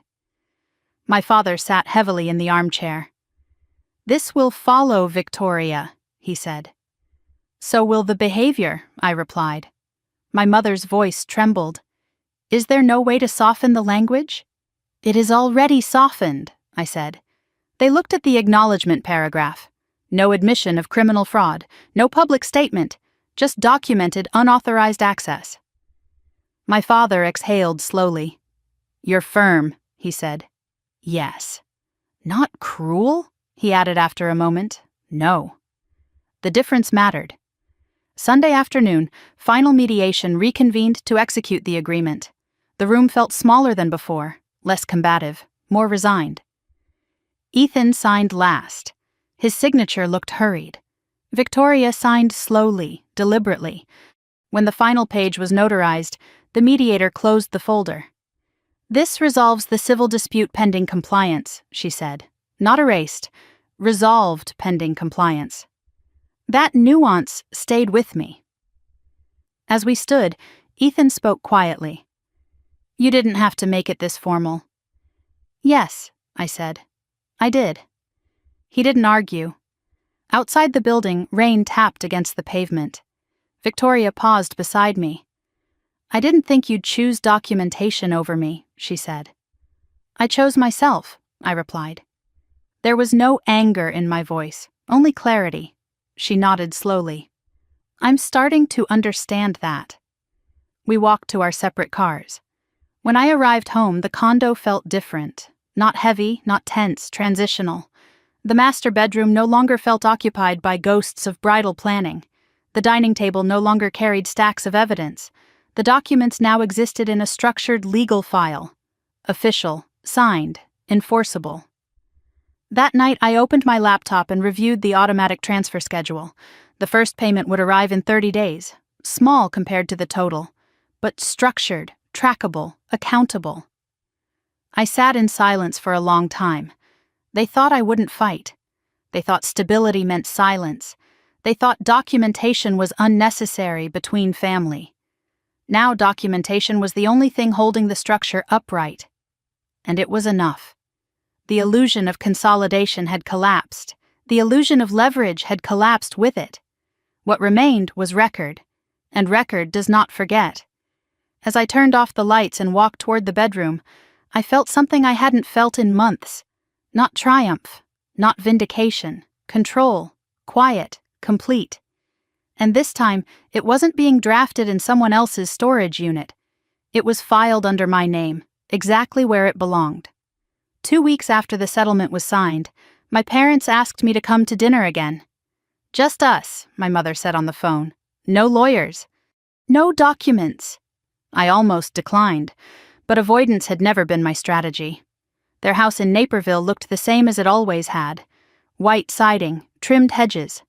The porch light flickering slightly the way it had since I was in high school. Some things don't change. Others collapse quietly inside. When I walked in, the air felt heavier than the last time. No printed court filings this time. No raised voices. Just silence waiting to be filled. My father gestured toward the dining table. "Sit," he said. I did. Victoria was already there, not glowing, not triumphant, just present. My mother placed salad bowls on the table without meeting my eyes. We began eating before anyone spoke. Finally, my father cleared his throat. "This has gone further than it ever should have," he said. "It went exactly as far as it was taken," I replied. He looked at me carefully. "You filed a lawsuit against your sister." "Yes." "You involved banks." "Yes." "You forced mediation." "Yes." Each answer landed cleanly. No hesitation, no apology. My mother's voice trembled slightly. "Victoria has been under so much pressure."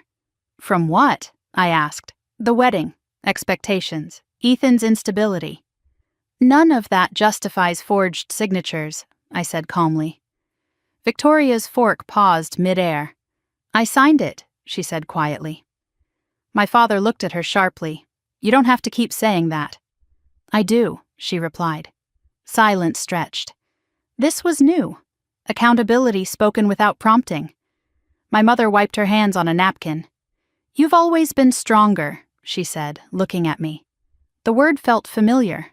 Stronger, meaning I could handle more. Meaning I could absorb more. Meaning I should have. "I am not stronger," I said. "I just stopped tolerating." My father leaned back in his chair. "You could have handled it privately." I tried. "No, you documented," he corrected. "Yes," I said. There it was. The underlying discomfort. Documentation removes ambiguity. Ambiguity protects hierarchy. Without ambiguity, favoritism becomes visible. "You embarrassed the family," my mother whispered. "I protected myself," I replied. Victoria looked at me directly for the first time that evening. "I thought you would always absorb it," she admitted. Absorb. The word settled between us. "I did," I said, "until I didn't." My father's jaw tightened. "She was scared," he said. "Of what?" I asked. "Of losing stability." "Stability built on someone else's account isn't stability," I said. Victoria's eyes filled but didn't spill. "I didn't think you would actually file," she said again. "That's the problem," I replied. No one expected consequence. They expected negotiation, emotion, compromise, not record. My mother finally spoke the sentence that clarified everything. "We trusted her." She looked at Victoria, then at me. "And we assumed you would understand." Understand. Translate, accept. Translate, forgive before accountability. "You trusted her," I said quietly. "You never verified with me." My father didn't argue. For the first time in months, he didn't defend. He just looked tired. Victoria exhaled slowly. "I told them you agreed," she admitted. "I didn't," I said. "I know that now," she whispered. The shift in tone was subtle, but undeniable. Not justification, recognition. Dinner ended without raised voices, without reconciliation, but without denial. As I stood to leave, my father asked the question he had been holding all night. "Is there any path back from this?"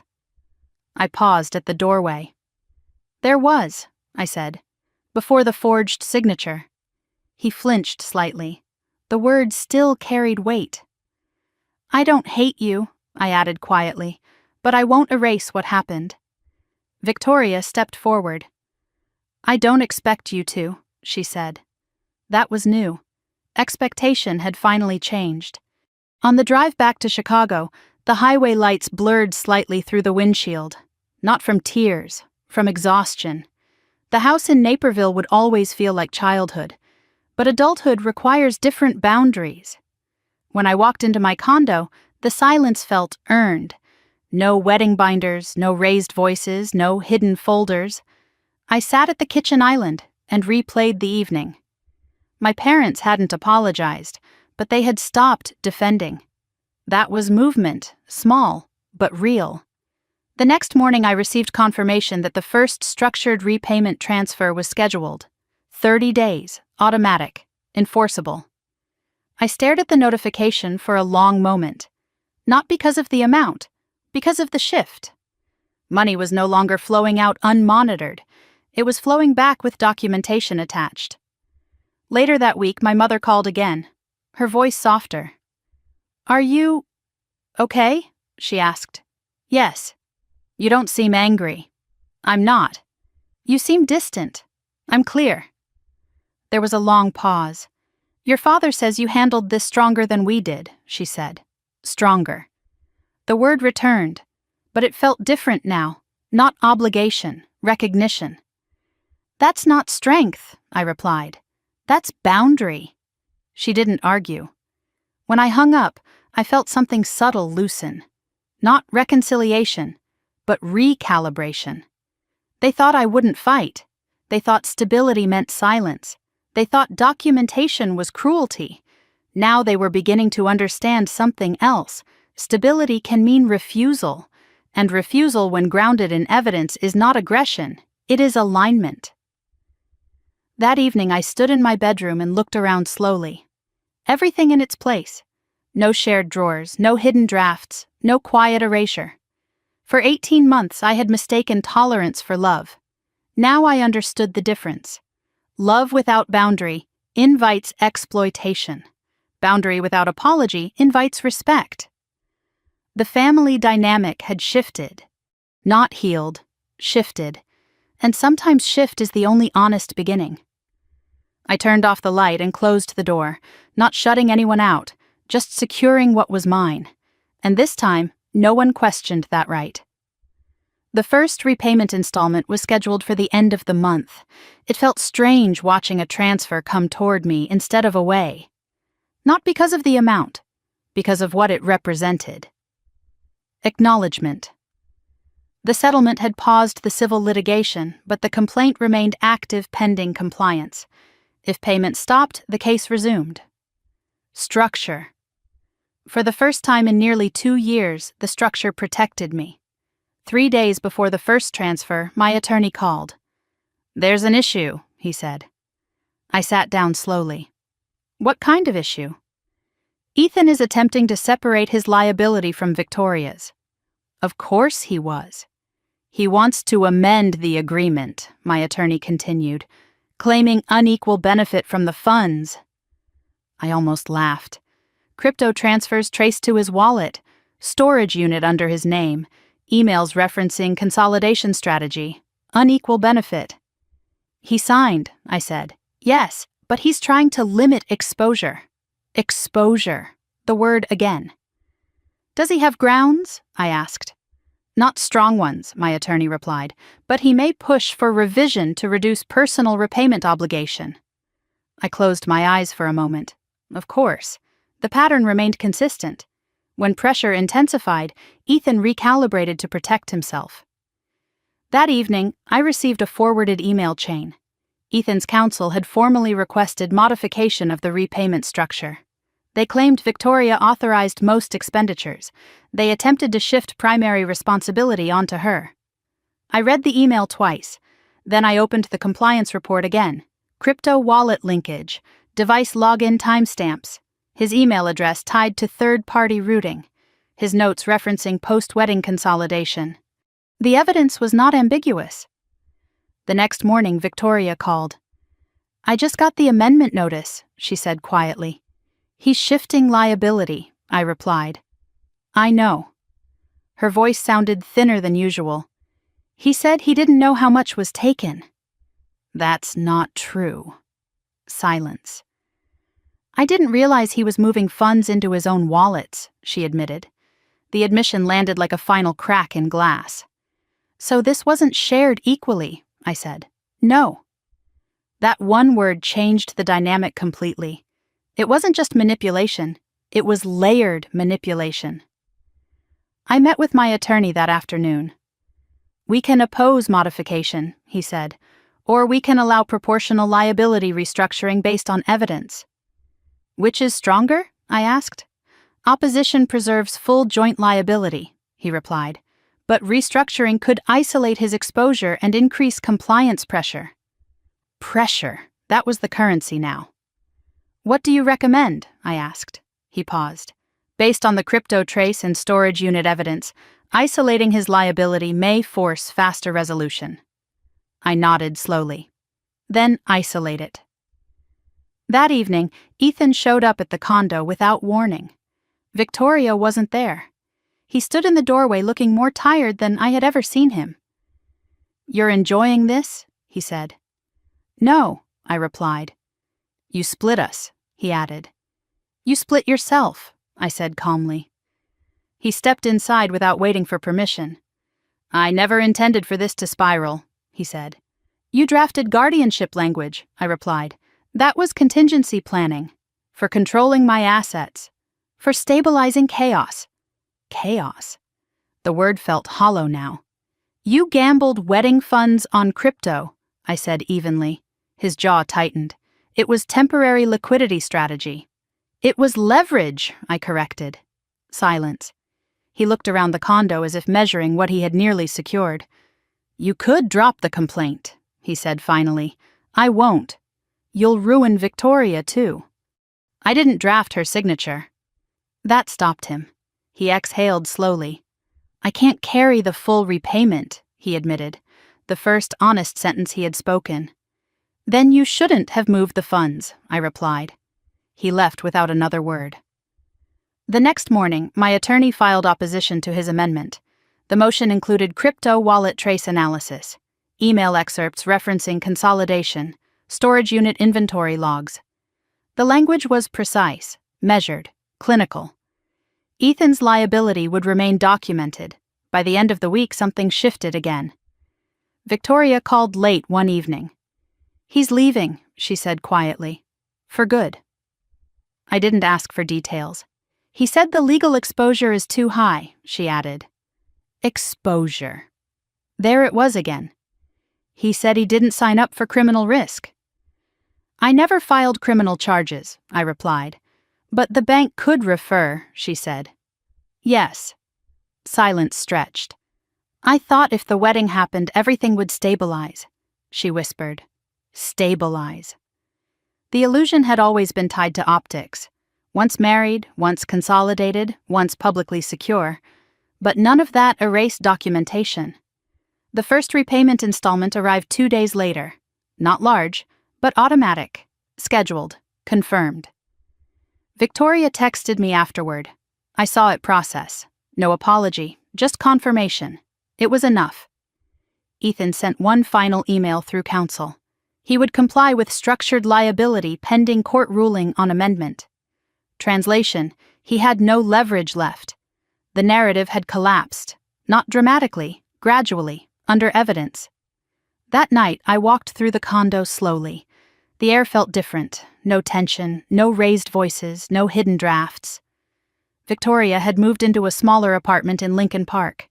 Ethan was gone entirely. The wedding date passed quietly without ceremony.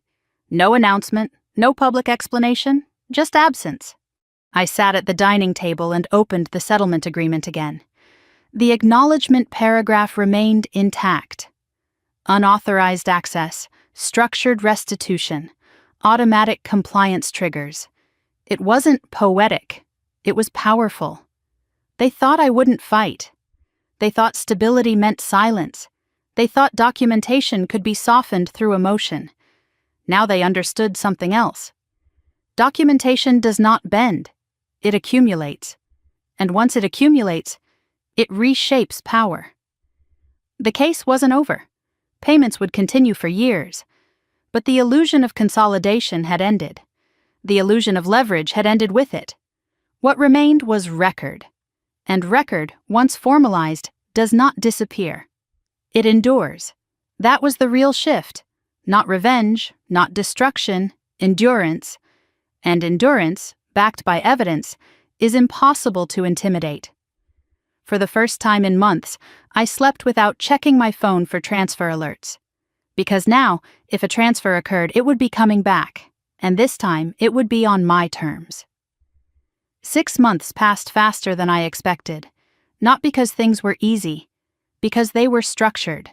The automatic repayments arrived on schedule, not large enough to erase what happened, but steady enough to confirm compliance. The condo felt different without constant tension humming beneath every conversation. I rearranged the living room furniture the first weekend Victoria officially moved out. Not dramatically, just enough to reclaim the space. The master bedroom closet was entirely mine again. No bridal gowns, no silk garment bags, just clean lines and quiet. Work stabilized, too. I accepted a promotion to senior risk consultant. The irony didn't escape me. Risk assessment had never felt more personal. One afternoon, I received a message from the bank's compliance officer. The internal review was complete. 3 transactions remained under regulatory monitoring. No criminal referral had been initiated. For now. The phrase lingered. For now. That meant exposure still existed. Documentation remained archived. Permanent. That mattered. Victoria called occasionally. Short conversations. Surface level. How are you? Fine. Work good? Yes. We avoided discussing the case. Avoided discussing Ethan. Avoided discussing the wedding date that had quietly passed without ceremony. One evening she asked if she could stop by. I hesitated briefly, then said yes. She arrived without the polished confidence she once carried. No designer handbag, no elaborate makeup, just jeans and a sweater. She looked tired. Smaller. We sat at the kitchen island where so many confrontations had unfolded months earlier. I moved into a 1-bedroom, she said quietly. In Lincoln Park. That's good, I replied. She nodded. It's different. Different meant modest. Different meant no audience. Different meant no consolidation strategy. I'm working contract events planning now, she added. The irony was subtle but undeniable. Weddings for other people. No comment felt appropriate, so I didn't make one. After a moment, she looked at me directly. I didn't realize how much of it he controlled, she said. How much of what? I asked. The narrative, the money, the planning. I didn't interrupt. He told me once we were legally merged, everything would stabilize. Merged, stabilize. The vocabulary had always been transactional. You believed him, I said. Yes. And now, she exhaled slowly, now I'm rebuilding. The word felt honest. Rebuilding, not blaming, not defending, just rebuilding. The first time she had said anything that wasn't reactive. 2 weeks later, another structured repayment arrived. The notifications no longer triggered adrenaline. They felt routine. Evidence converted into scheduled restoration. One afternoon at work, a colleague mentioned her sister had drained her retirement account through a joint login arrangement. She trusted her, my colleague said. I listened quietly. Trust. The word still carried weight. That evening I searched for local financial literacy workshops. I signed up for one that focused on preventing financial manipulation within family systems. Sitting in that small classroom with women in their 50s and 60s sharing stories of co-signed loans gone wrong, hidden gambling debts, and adult children siphoning funds, something shifted. I wasn't unique. I wasn't dramatic. I was part of a pattern, and patterns require boundaries. I volunteered to speak at the next session. Not about revenge, about documentation, about risk, about not equating love with unlimited access. The response surprised me. Afterward, 3 women approached me privately. One said her son had requested secondary access to her brokerage account. Another said her sister had temporarily borrowed from her savings. The language was always soft, temporary, precautionary, exploratory. The words mask intention, documentation reveals it. Victoria texted me later that night. "I heard you're doing workshops." "Yes." "For women who've been manipulated?" "Yes." There was a long pause before her next message. "I think I need one." I stared at the screen for a long time before responding. "You're welcome to attend." No sarcasm, no bitterness, just structure. She didn't come to the first one, but she came to the second. She sat in the back, listened, took notes, didn't speak. Afterward, she approached me quietly. "I didn't realize how textbook it was," she said. "What was?" I asked. "Isolating the primary asset holder, framing them as unstable, expanding access incrementally." She had recognized the pattern. Recognition is the first form of accountability. The third month of repayments passed without incident. Then the fourth. Ethan had not contacted me directly since the amendment motion was denied. His payments processed automatically through wage assignment. Structured, enforced. Not emotional. Victoria mentioned once that he was struggling financially. I didn't respond. Consequence does not require commentary. 6 months after the settlement, I signed papers for a townhouse in Evanston. 3 bedrooms, sunlit kitchen, mortgage solely in my name. The day I received the keys, I stood in the empty living room and listened to the quiet. Not the silence of absence, the quiet of control. Victoria called that evening. "You bought it," she said. "Yes." "I'm proud of you." The sentence surprised me. It felt sincere. "Thank you," I replied. Not defensive, not distant. Just thank you. She hesitated before speaking again. "I'm sorry," she said. Not elaborate, not theatrical. Just sorry. For signing it, for not asking, for assuming. I didn't rush to absolve her. I let the words exist. "I won't reopen accounts," I said. "I know." "I won't co-sign anything." "I know." "If we rebuild anything, it won't include money." She nodded slowly. "I understand." That was enough. When I moved into the townhouse, I carried one box labeled case file. Inside were printed copies of the 67 pages, the mediation agreement, the compliance summaries, the storage unit inventory. I placed it in the top shelf of a locked cabinet, not as a reminder of betrayal, as a reminder of boundary. They thought I wouldn't fight. They thought stability meant silence. They thought documentation could be softened by guilt. Now they understood something else. Stability means self-protection. Documentation means permanence. Boundary means survival. As I stood in my new kitchen months later, sunlight filtering through large windows, I felt something settle deeply. Not revenge, not vindication, ownership. The accounts were secure. The house was mine. The narrative was documented.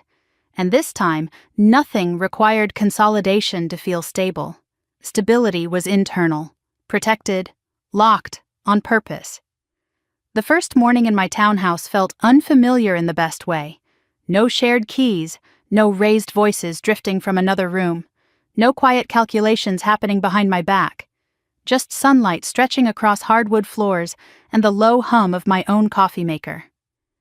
I stood in the kitchen barefoot, holding a mug in both hands, and listened to the silence. It wasn't empty, it was earned. 6 months earlier, I had been sitting at a mediation table across from my sister and her fiancé, arguing over unauthorized withdrawals and forged drafts. Now I was standing in a home purchased entirely under my name, no secondary access, no co-ownership clauses, no contingency planning against my own stability. Owner, Isabella Morgan. That line on the closing document had felt almost radical. I spent the first week arranging the space deliberately. The office went near the front window where afternoon light was strongest. The filing cabinet sat against the far wall, locked. Inside it, on the top shelf, was the case file. 67 pages of transaction history, compliance summaries, settlement agreement. I didn't open it. I just knew it was there. Victoria had not visited yet. We spoke occasionally by phone, short conversations, measured. She asked about the house once. "How does it feel?" she said. "Stable," I answered. There was a pause. "I'm glad," she said quietly. I wasn't sure if she meant it for me or for herself. The repayment installments continued automatically, small notifications that no longer carried emotional charge. They arrived, they processed, they archived. Structure had replaced chaos. One evening, as I unpacked the last box in my office, my phone buzzed. Victoria. "I'm outside," she said. I hadn't told her my exact address, but I had mentioned the street. She must have looked up the listing. I hesitated only a second before saying, "Come up." She stood on my porch without the polished confidence she once wore like armor. No designer coat, no oversized sunglasses, just jeans, boots, and a nervous smile. "Hi," she said softly. "Hi." I stepped aside and let her in. She walked slowly through the living room, taking in the clean lines and uncluttered surfaces. "It's beautiful," she said. "Thank you." She stopped near the kitchen island and ran her fingers lightly along the countertop. "No wedding binders," she said with a faint smile. "No," I replied. The air between us wasn't hostile. It wasn't warm either. It was cautious. We sat across from each other. No audience, no lawyers, no parents, just sisters. "I ended it," she said quietly. "With Ethan?" She nodded. "It wasn't just the case," she added. "It was everything." I didn't ask her to elaborate. She did anyway. "He admitted he moved more money than he told me," she said. "He said once we were married, it wouldn't matter." Wouldn't matter. The words felt absurd now. "It mattered," I said. "Yes," she whispered. She looked around again. "You seem different." "Different how?" "Calm," she said, "but not the old calm." The old calm had been tolerance. This calm was boundary. "I'm not absorbing anymore," I said. She nodded slowly. "I used to think you were cold," she admitted. "And now? Now I think you were just disciplined." The acknowledgement was quiet but genuine. We sat in silence for a moment. "I signed the final repayment addendum," she said, "even the clause about automatic enforcement." "I know," I replied. "I didn't fight it." "That's good." She hesitated. "I thought if I pushed hard enough you'd bend," she said. I didn't respond immediately. "I always did," she added. That was the truth neither of us had said aloud before. "Yes," I said. "And now?" "Now I won't." She looked at me directly. "I'm not asking you to." The shift was subtle but unmistakable. No request for softened terms, no request for account access, no request for withdrawal of documentation, just presence. After a while, she asked, "Can we rebuild?" The question wasn't dramatic. It wasn't desperate. It was measured. "We can rebuild a relationship," I said, "but not a financial one." She nodded immediately. "I don't want access," she said. "I want accountability." The word surprised me. Accountability. "I'm learning," she continued. "I've been attending those workshops." I raised an eyebrow. "Not as a speaker," she added quickly. "As a listener." "That's good." She gave a small, almost embarrassed smile. "It's humbling." "Yes," I said. Humility had been missing for a long time. She looked around the room again. "You bought this alone," she said. "Yes." "No co-signers." "No." "No shared access." "No." She nodded slowly. "That used to intimidate me," she said. "Why?" "Because it meant you didn't need anyone." I considered that. "I don't need control," I said. "I need respect." She looked down at her hands. "I didn't respect the boundary," she admitted. "No," I agreed. We didn't argue, we didn't dramatize, we just named it. The sun began to set through the front windows, casting long shadows across the floor. "I'm moving into a smaller apartment permanently," she said. "No more short-term plans." "That's good." "I'm rebuilding my credit too," she added. "That's smart." She smiled faintly. "You sound like a consultant." I am, I replied. We both laughed softly. It was the first shared laugh in months. When she stood to leave, she hesitated near the door. I'm sorry, she said again. This time it sounded different. Not like a plea, like a recognition. I know, I said. She stepped onto the porch and turned back. You didn't ruin my wedding, she said. No, I replied. I did. She didn't wait for reassurance. She didn't ask for absolution. She just nodded and walked down the steps. I closed the door gently and leaned back against it. The house was quiet again. But it wasn't tense. It wasn't fragile. It was steady. I walked to the office and opened the filing cabinet. I looked at the labeled box on the top shelf. Case file. I didn't open it. I just touched the edge of the cardboard. Not to relive it, to remember what boundaries cost, and what they protect. They thought I wouldn't fight. They thought stability meant silence. They thought documentation was cruelty. Now they understood something else. Documentation is protection, boundary is self-respect, and independence is not abandonment. It is clarity. I closed the cabinet and locked it.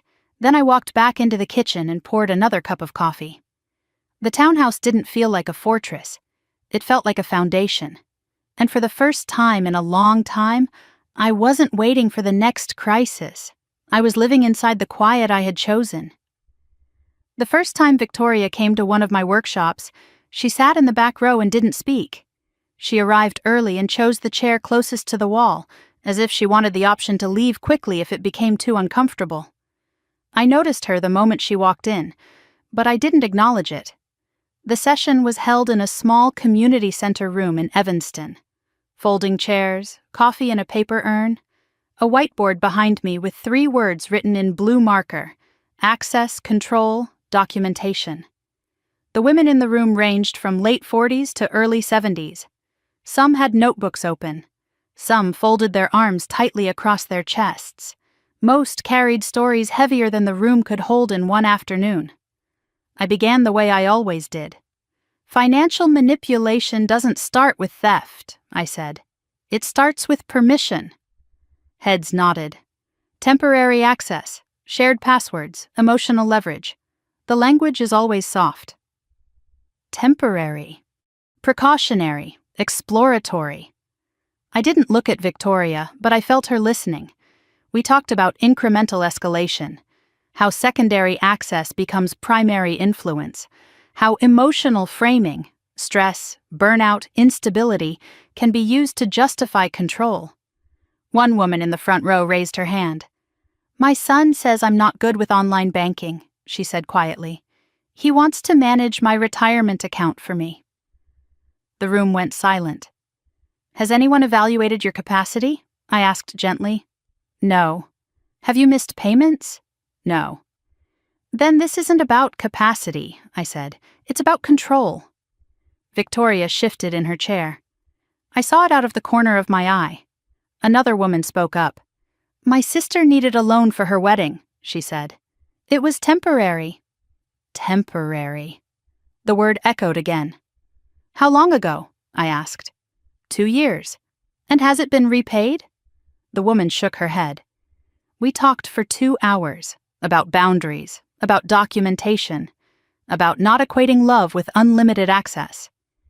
At the end of the session, several women stayed behind. Victoria waited until the room cleared before approaching me. You didn't mention me, she said. I don't need to, I replied. She nodded. It's strange hearing it from the outside, she said. It sounds obvious. It never feels obvious when you're inside it.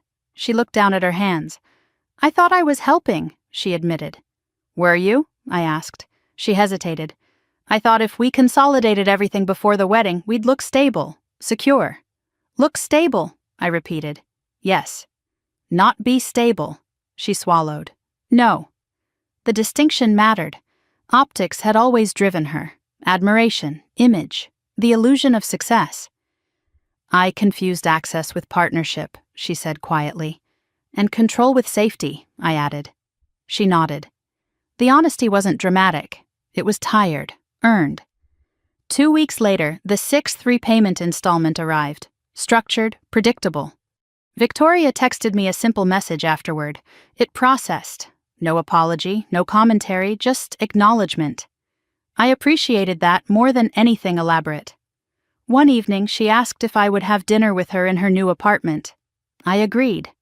Her place was smaller than the condo had been, clean, minimal, no bridal magazines, no unopened vendor packages, just a couch, a dining table for two, and framed photographs of her college friends.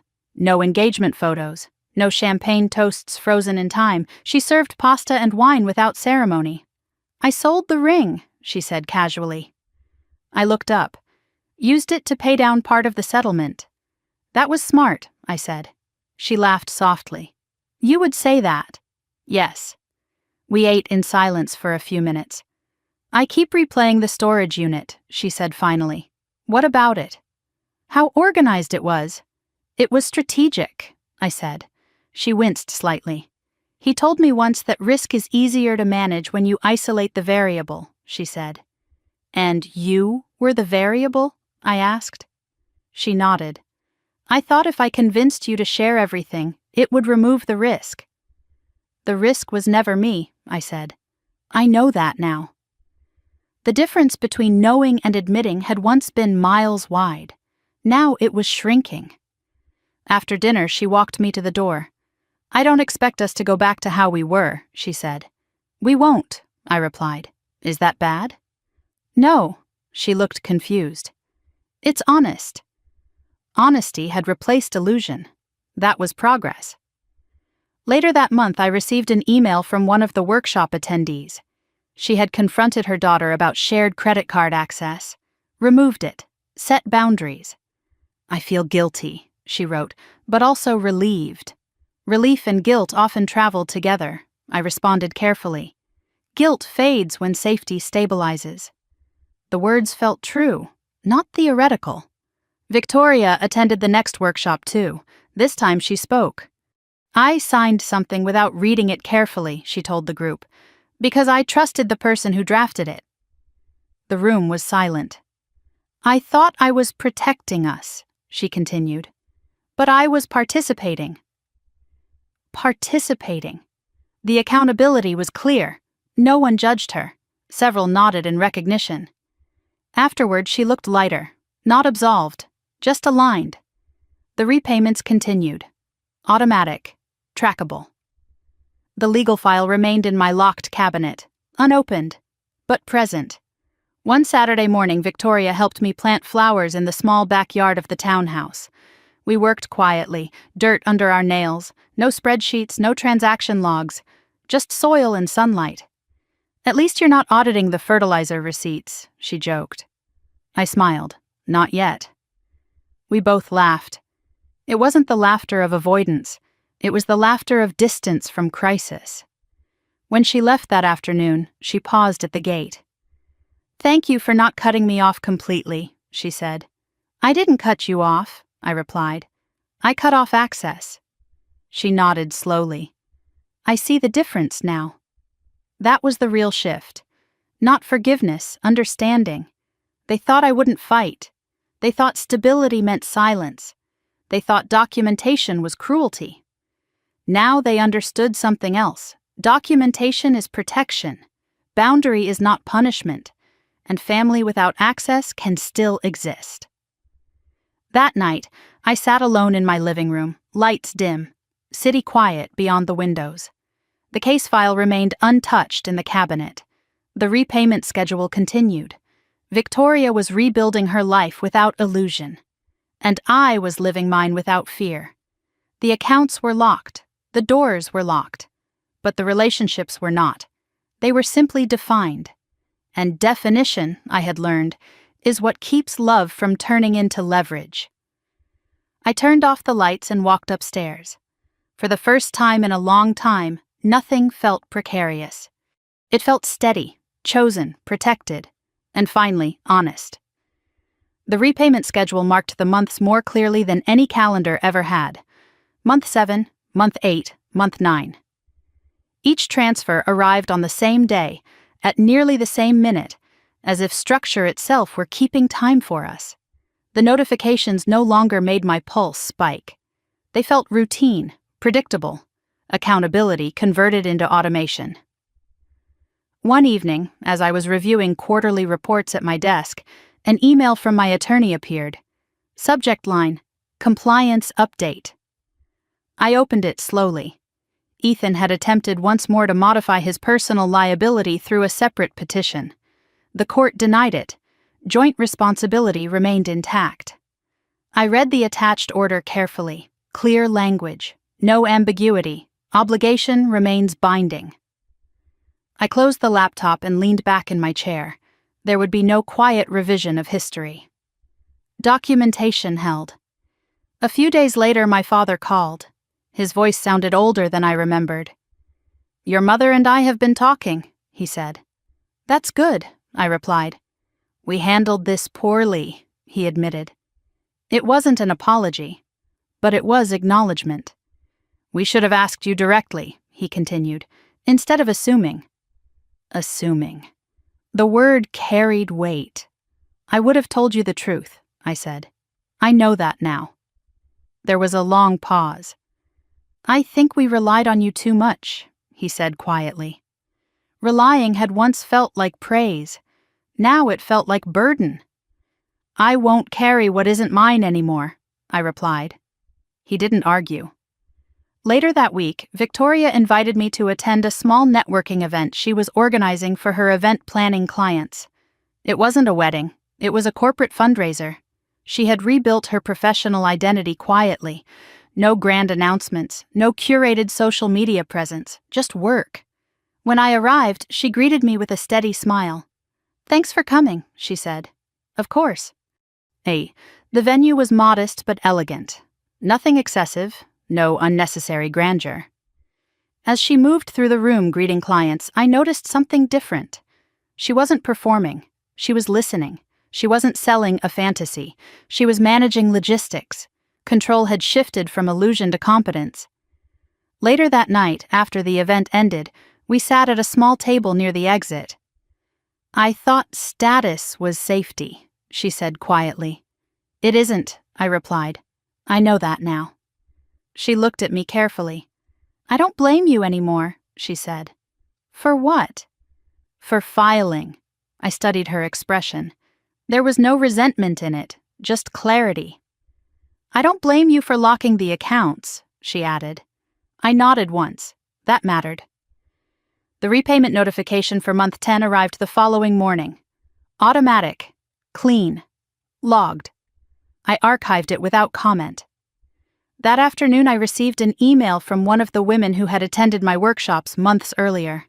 She wrote that she had restructured her estate plan, removed secondary account access from her nephew, and updated her power of attorney documentation. "I didn't realize how vulnerable I was," she wrote. Vulnerable. The word echoed. Vulnerability without awareness invites exploitation. Vulnerability with documentation invites protection. I responded with encouragement and closed my laptop. That evening, I walked through my townhouse slowly. The space felt lived in now. Bookshelves filled, plants thriving near the windows. The office organized. No lingering sense of disruption, just continuity. Victoria stopped by unannounced a few days later. Not frantic, not emotional, just casual. "I wanted to show you something," she said. She handed me a printed statement.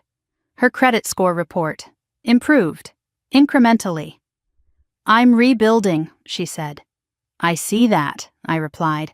"I didn't realize how much of my life was built on someone else's stability," she added. The sentence was quiet but honest. "I won't build like that again." "Good," I said. She looked around the house again. "You look peaceful," she said. "I am."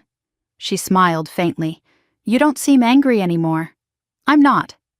That surprised her. "I thought you'd always resent me," she admitted. "I resented the behavior," I said. "Not you." The distinction was important. She nodded slowly. "I'm still paying," she said. "I know." "And I will." "I know." There was no tension in the exchange, just structure. That night I opened the locked cabinet in my office.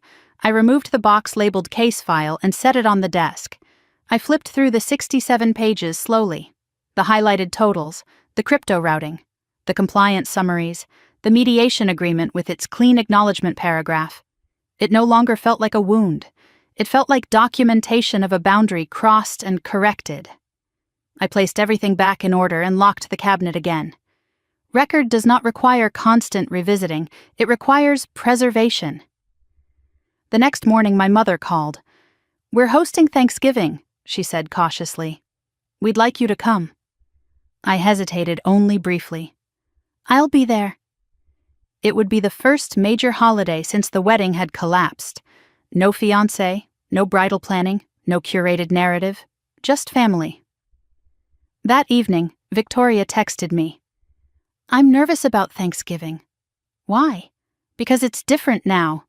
"Yes," I replied. "Is different bad?" "No."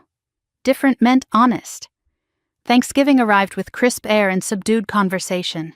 No one mentioned the lawsuit, no one referenced the wedding. But something fundamental had shifted. My parents asked my opinion before assuming it. Victoria didn't defer or dominate. She participated. At one point, my father raised his glass slightly. "To new beginnings," he said. It wasn't dramatic, it wasn't ceremonial, it was enough. Later that night, as I drove back to Evanston, I realized something quietly profound. The family had not shattered. It had recalibrated, not perfectly, not romantically, but realistically. They thought I wouldn't fight. They thought stability meant silence. They thought documentation was betrayal. Now they understood something else. Documentation was preservation, boundary was alignment, and independence was not abandonment. It was responsibility. When I pulled into my driveway and stepped inside my townhouse, the quiet felt earned. Not because there was no conflict in the world, but because the conflict had been faced, documented, corrected. The repayment schedule would continue. The case file would remain locked. Victoria would keep rebuilding, and I would keep living without apology. I turned off the lights and walked upstairs. For the first time in a long time, nothing felt unresolved. It felt structured, defined, and entirely mine. The morning the 12th repayment cleared, I didn't check my phone right away.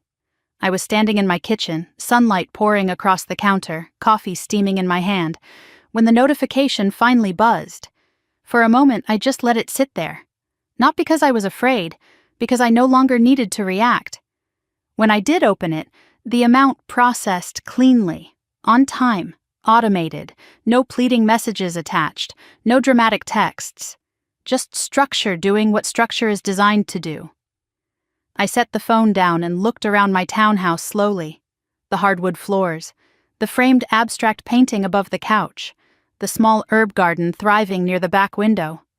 Everything in this space existed because I had chosen it, not because someone needed access to it, not because someone needed to consolidate it, but because it was mine.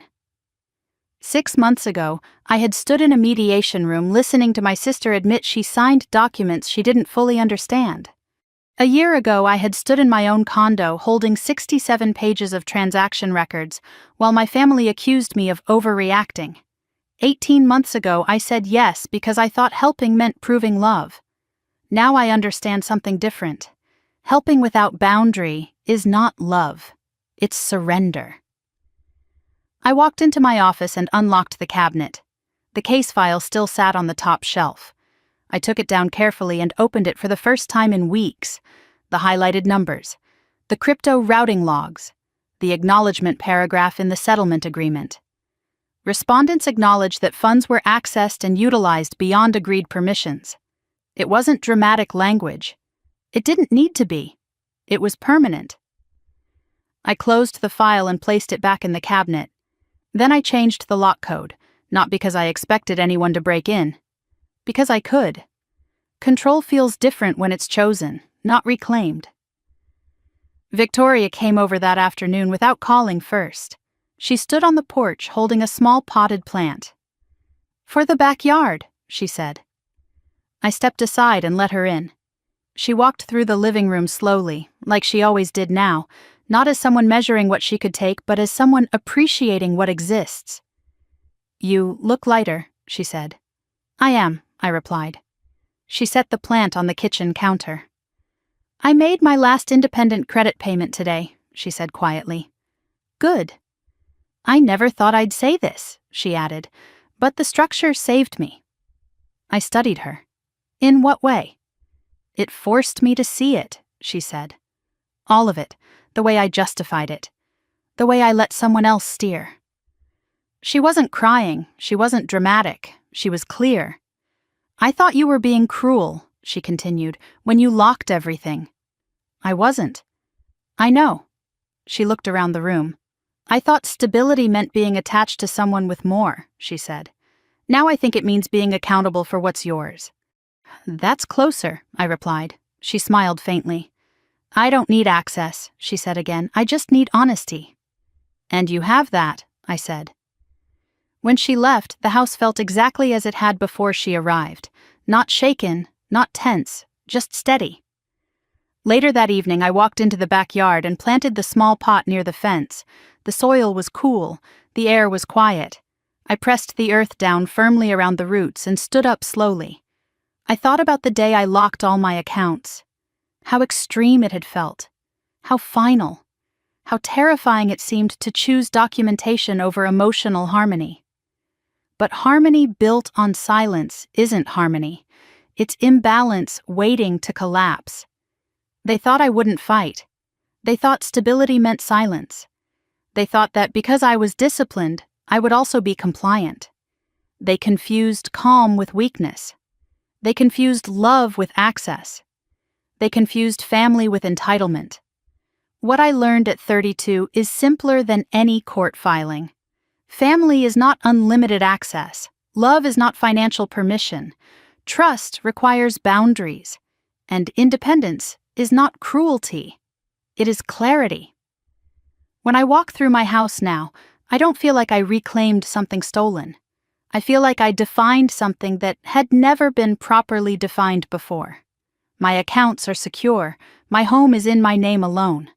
My relationship with my sister exists without shared passwords or hidden drafts. The case file remains locked, not because I'm waiting to use it, but because I respect what it represents: evidence, consequence, growth. If you've ever felt pressured to sacrifice your stability for someone else's comfort, I want you to think about this for a moment. What would you have done the day the transfers crossed the line? Would you have locked the account sooner? Would you have confronted them privately? Would you have walked away entirely? Tell me. Because these conversations matter more than we admit. They matter for daughters who are called selfish for protecting their savings, for sisters told they're cold for setting limits, for mothers who feel guilty for removing access from adult children. If this story resonates with you, stay with me. There are more conversations to have, more truths to unpack, more stories about family, manipulation, boundaries, and the quiet kind of revenge that doesn't destroy. It restores. Subscribe if you believe protecting your peace is not betrayal. Comment if you've ever had to change the password on something bigger than a bank account, because sometimes the most powerful thing a woman can say is not yes, it's enough, and sometimes locking the account is the moment she finally unlocks her life.